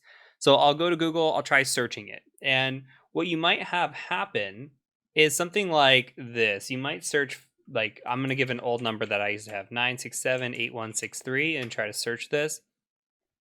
Okay, and you get phone lookupper, and you get these different things, and you really don't see any sort of information. We could try opening these. We could tell that the caller is coming from Albuquerque, New Mexico, but we really don't know. And a lot of these websites are kind of sketch. We really don't have any idea what they are. Now, this is saying that we're getting a Leap Wireless, aka a Cricket. So maybe somebody with Cricket owns this phone number now. Again, this is an old one for me, so who knows? But when I was on it, I was not on Cricket. Same thing here. We try to do a search, and who knows what we find out? Nothing here. These are just trying to tell you if they're a safe caller or not. We don't have any sort of information on this. So Google searches, hit or miss. If it's a person, sometimes it shows up. If it's a business, it'll show up a lot more. There's also different ways to search for this. So we're searching without hyphens. Let's try searching with hyphens. And again, this mostly applies to the US, but the same methodology can be used for other locations as well. So if you come here and you try searching, you could see that it brought up different searches. Now we've got 996 results. So if you think that maybe you have a name that you could try to tie to it, There are different websites you could try down here as well, but it's always kind of iffy. Some of the websites we talk through again on these search engines, like the whitepages.com, for example, when I used whitepages to search a number, it'll show up even though it's not showing up in Google.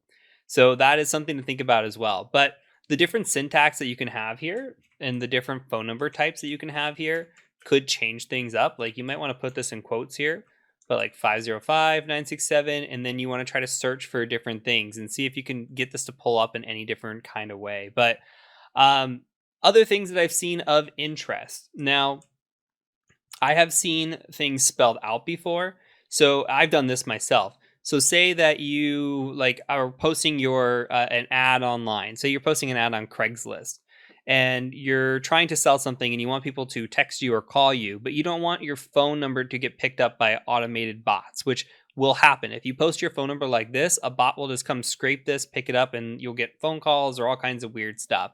So what people might do is they might come in here and they might say something like 505, and then they might spell it out completely like 967.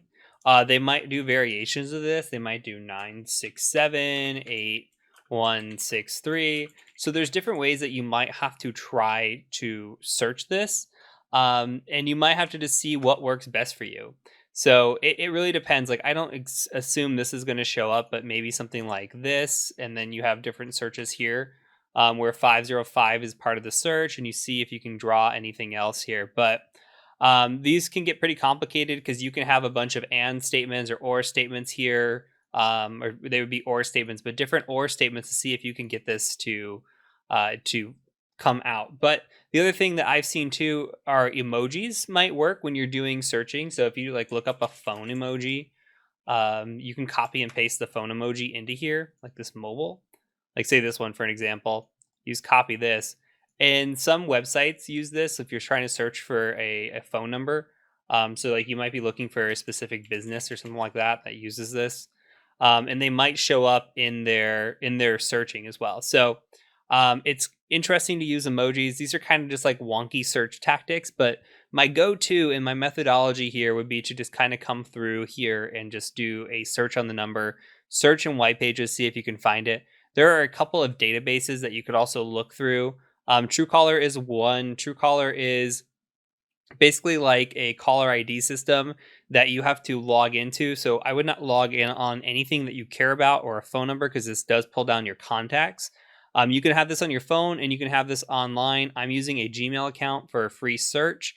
Now you can come in here and try to do a quick search. So we'll try this again, the 505-967-8163, and see if this pulls down anybody.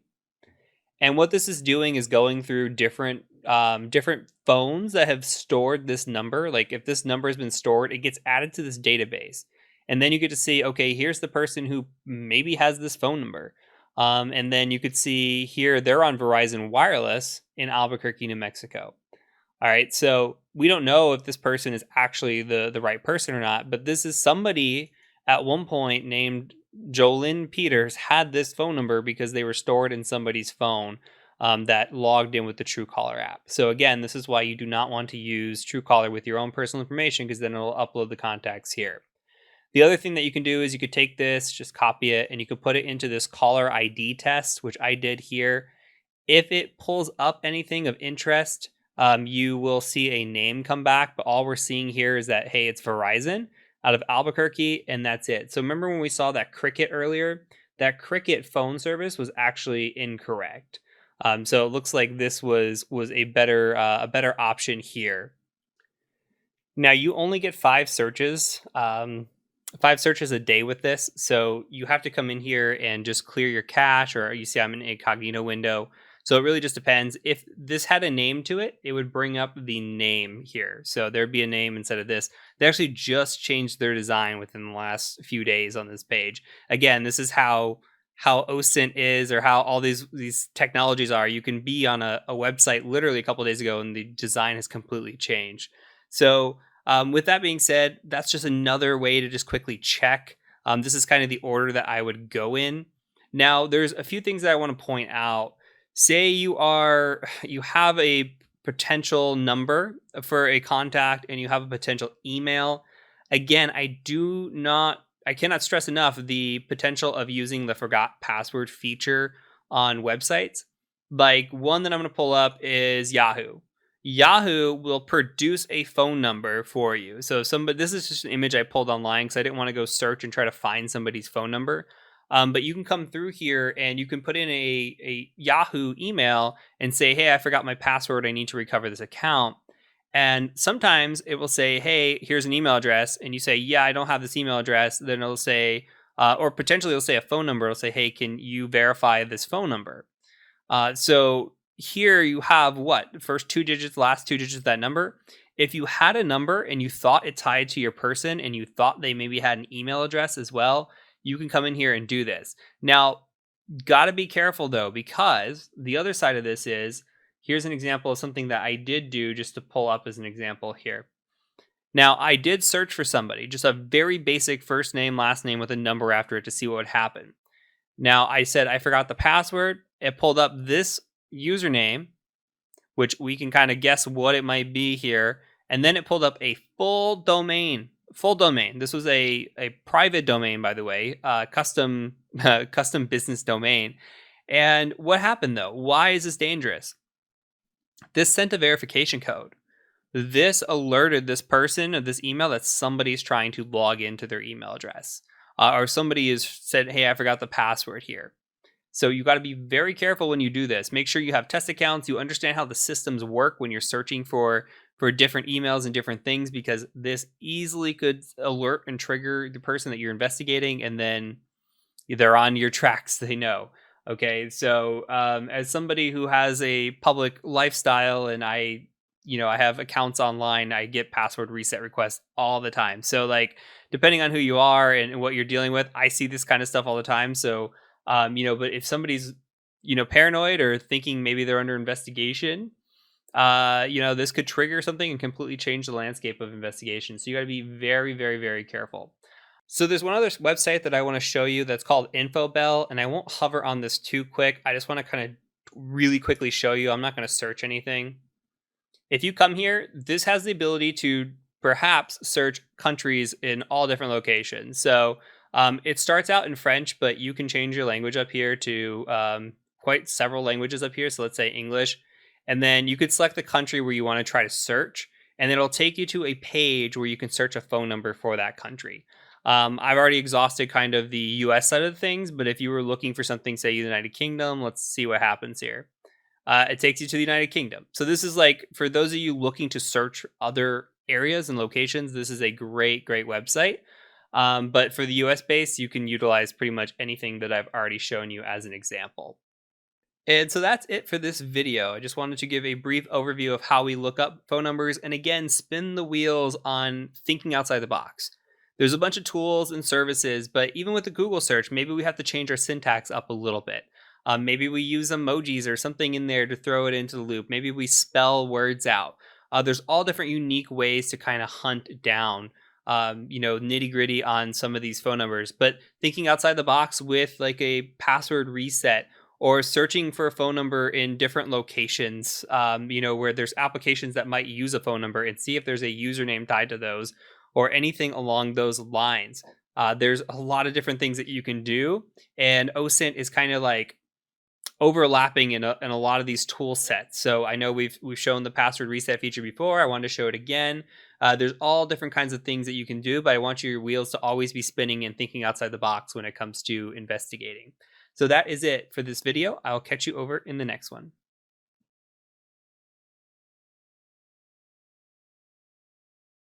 Now let's talk about discovering birth dates. This is going to be a very short video, but I kind of want you to have an idea.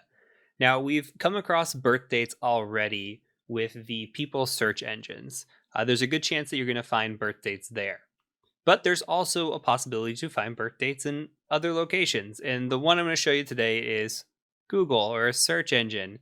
So let's take me, for example. My birthday is public, so I don't mind sharing this information. But if you come out here and you just say something like, I don't know, Heath Adams' birthday, what might you find? A whole lot of nothing, just just not nonsense, right? There's nothing here related to my birthday. What happens if you were to say something like, in quotations, Heath Adams' birthday? Does anything change here? Me wishing somebody a happy birthday on Twitter. And here's me saying happy birthday to you. So maybe I am wishing a birthday. I said, hey, it's my birthday. So maybe here I found my birthday, right? So you come through here, we look at this, and somebody said it was my birthday too. Let's click into this. So yes, I said it's my birthday. I'm 31. This was on June 29th. So this will tell you exactly my birthday, exactly my age. Let's say we didn't find it so fast. A next thing that we could do would be something like in text birthday, right? These are just things that we already know, but we want to see the word birthday somewhere in text. And maybe we want to see something like happy birthday in text like this. So somebody might be saying it to me, and it's not just me saying it, but here's one of me saying it, but it could be somebody saying it to me as well. Like right here, or I was saying that to somebody else, but it's possible to see that what we like. Oh, here somebody said at the Cyber Mentor, happy birthday. And if you wanted to look by username, you could do that as well. So you could say the Cyber Mentor, change that up, and then we can look and see if there's a birthday here. The other thing that you might want to put in here is you might want to say something like site and just do twitter.com. And so I would say something like having a name, having an in-text of some sort of birthday or birth dates or something like that could work. But usually these like congratulation type things on social media is a really quick way to find these. Same thing with Facebook would be another way to do this. You could just go facebook.com and do a search there and see what works out. But if you're looking for a birthday, this is a quick and easy way to do this. Is just to think about your search engine, your quick searching, and how you might do this. But yeah, even LinkedIn is another one that you could use. Any of the social media sites that have a birthday out there or public birthdays, Facebook and LinkedIn are really big, but Twitter is another one. Just one of those where you can kind of catch it out there. Outside of the basic sites again. So if you're searching somebody's, like if you're just searching somebody on a people search engine, you are, I don't want to say likely, but there's a good chance that you'll find a birthday if you can find the person on one of those sites as well. So this is just another alternative in case you aren't finding birthdays. And that's really it for this lesson. So I'll catch you over in the next video.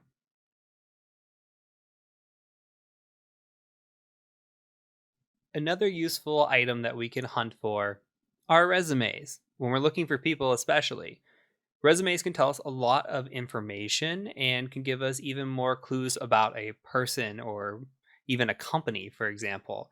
Now, there are websites like LinkedIn that we can look at about people and understand more about their background, where they worked, and that would be pretty good for a resume.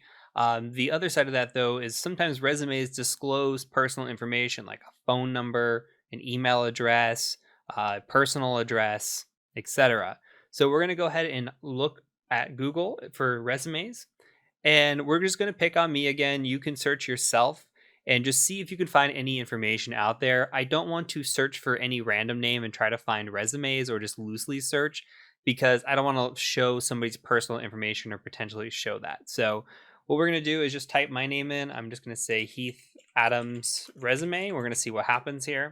And you could see that a couple of things show up. So this on Twitter where I publicly share my resume. Yeah, that's a thing that I did. And the other thing, though, is that there are images.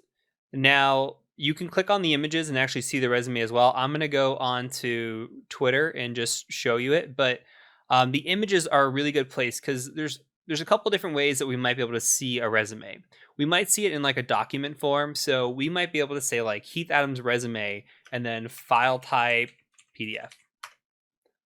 And see if we can find it. Now, that might not be the best search. We might have to do something like Heath Adams resume and see if that comes down. And here's a resume. Somebody used my resume here, and it says created by Heath Adams, the Cyber Mentor. So they put a resume up here. I'm not going to click on this because it could reveal personal information. But here's an example of a resume, right? That showed up. Now we could say file type doc. We could try docx as well here, just to see if we can find it. Now we can also remove the file type, and we could say something like site. Site Google would be good. Site Google, because Google will include or should include any of the subdomains. So drive.google, like you saw it recommend drive.google, docs.google. Any of those might have this. A website like dropbox.com, for example, might have this. A website, for example, like scribd.com might have this as well. I'm not going to keep searching because it'll yell at me eventually and make me verify myself and stuff. But what we're going to do here is we're just kind of hunting down this information and trying to find it and see what we can do. The other thing that we can just do is just like look up Heath Adams and then look up site linkedin.com and see if you can find me. And here I am. And my information's a little obfuscated here, and it's going to try to make me sign in. We can actually try to look at nope, it won't let us look at the cache version of this, but I'm not going to click on it. But basically, you can come in here and look and see. There's some misinformation on my LinkedIn, although I don't think most people are going to do that.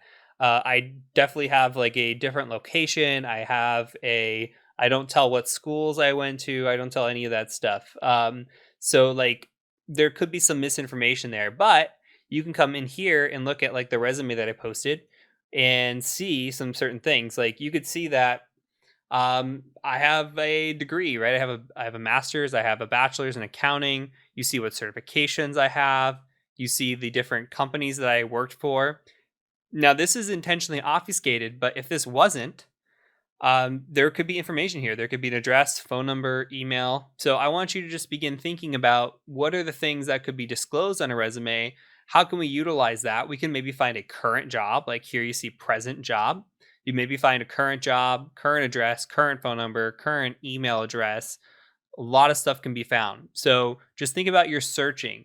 Search for Google, search for docs.google, drive.google, scribd works really well. Just do image searching. You're not always going to hit the jackpot on just searching somebody's name and finding the resume, but this is just something that you should add to your checklist of, hey, did I do this? And at the end of the course, I will share these flow charts. They're out there by Intel Techniques. They're pretty much what everybody uses. I think they're fantastic, and you can just kind of take the information that you see and just kind of have like a checklist, and it's really, really good stuff. So I'll share that as like a resources towards the end of the course. But that's it. Just short video, kind of get your wheels spinning about other things to think about, what could be out there that could relate to other people. And hopefully this was useful. So we're going to move on now and cover the next section.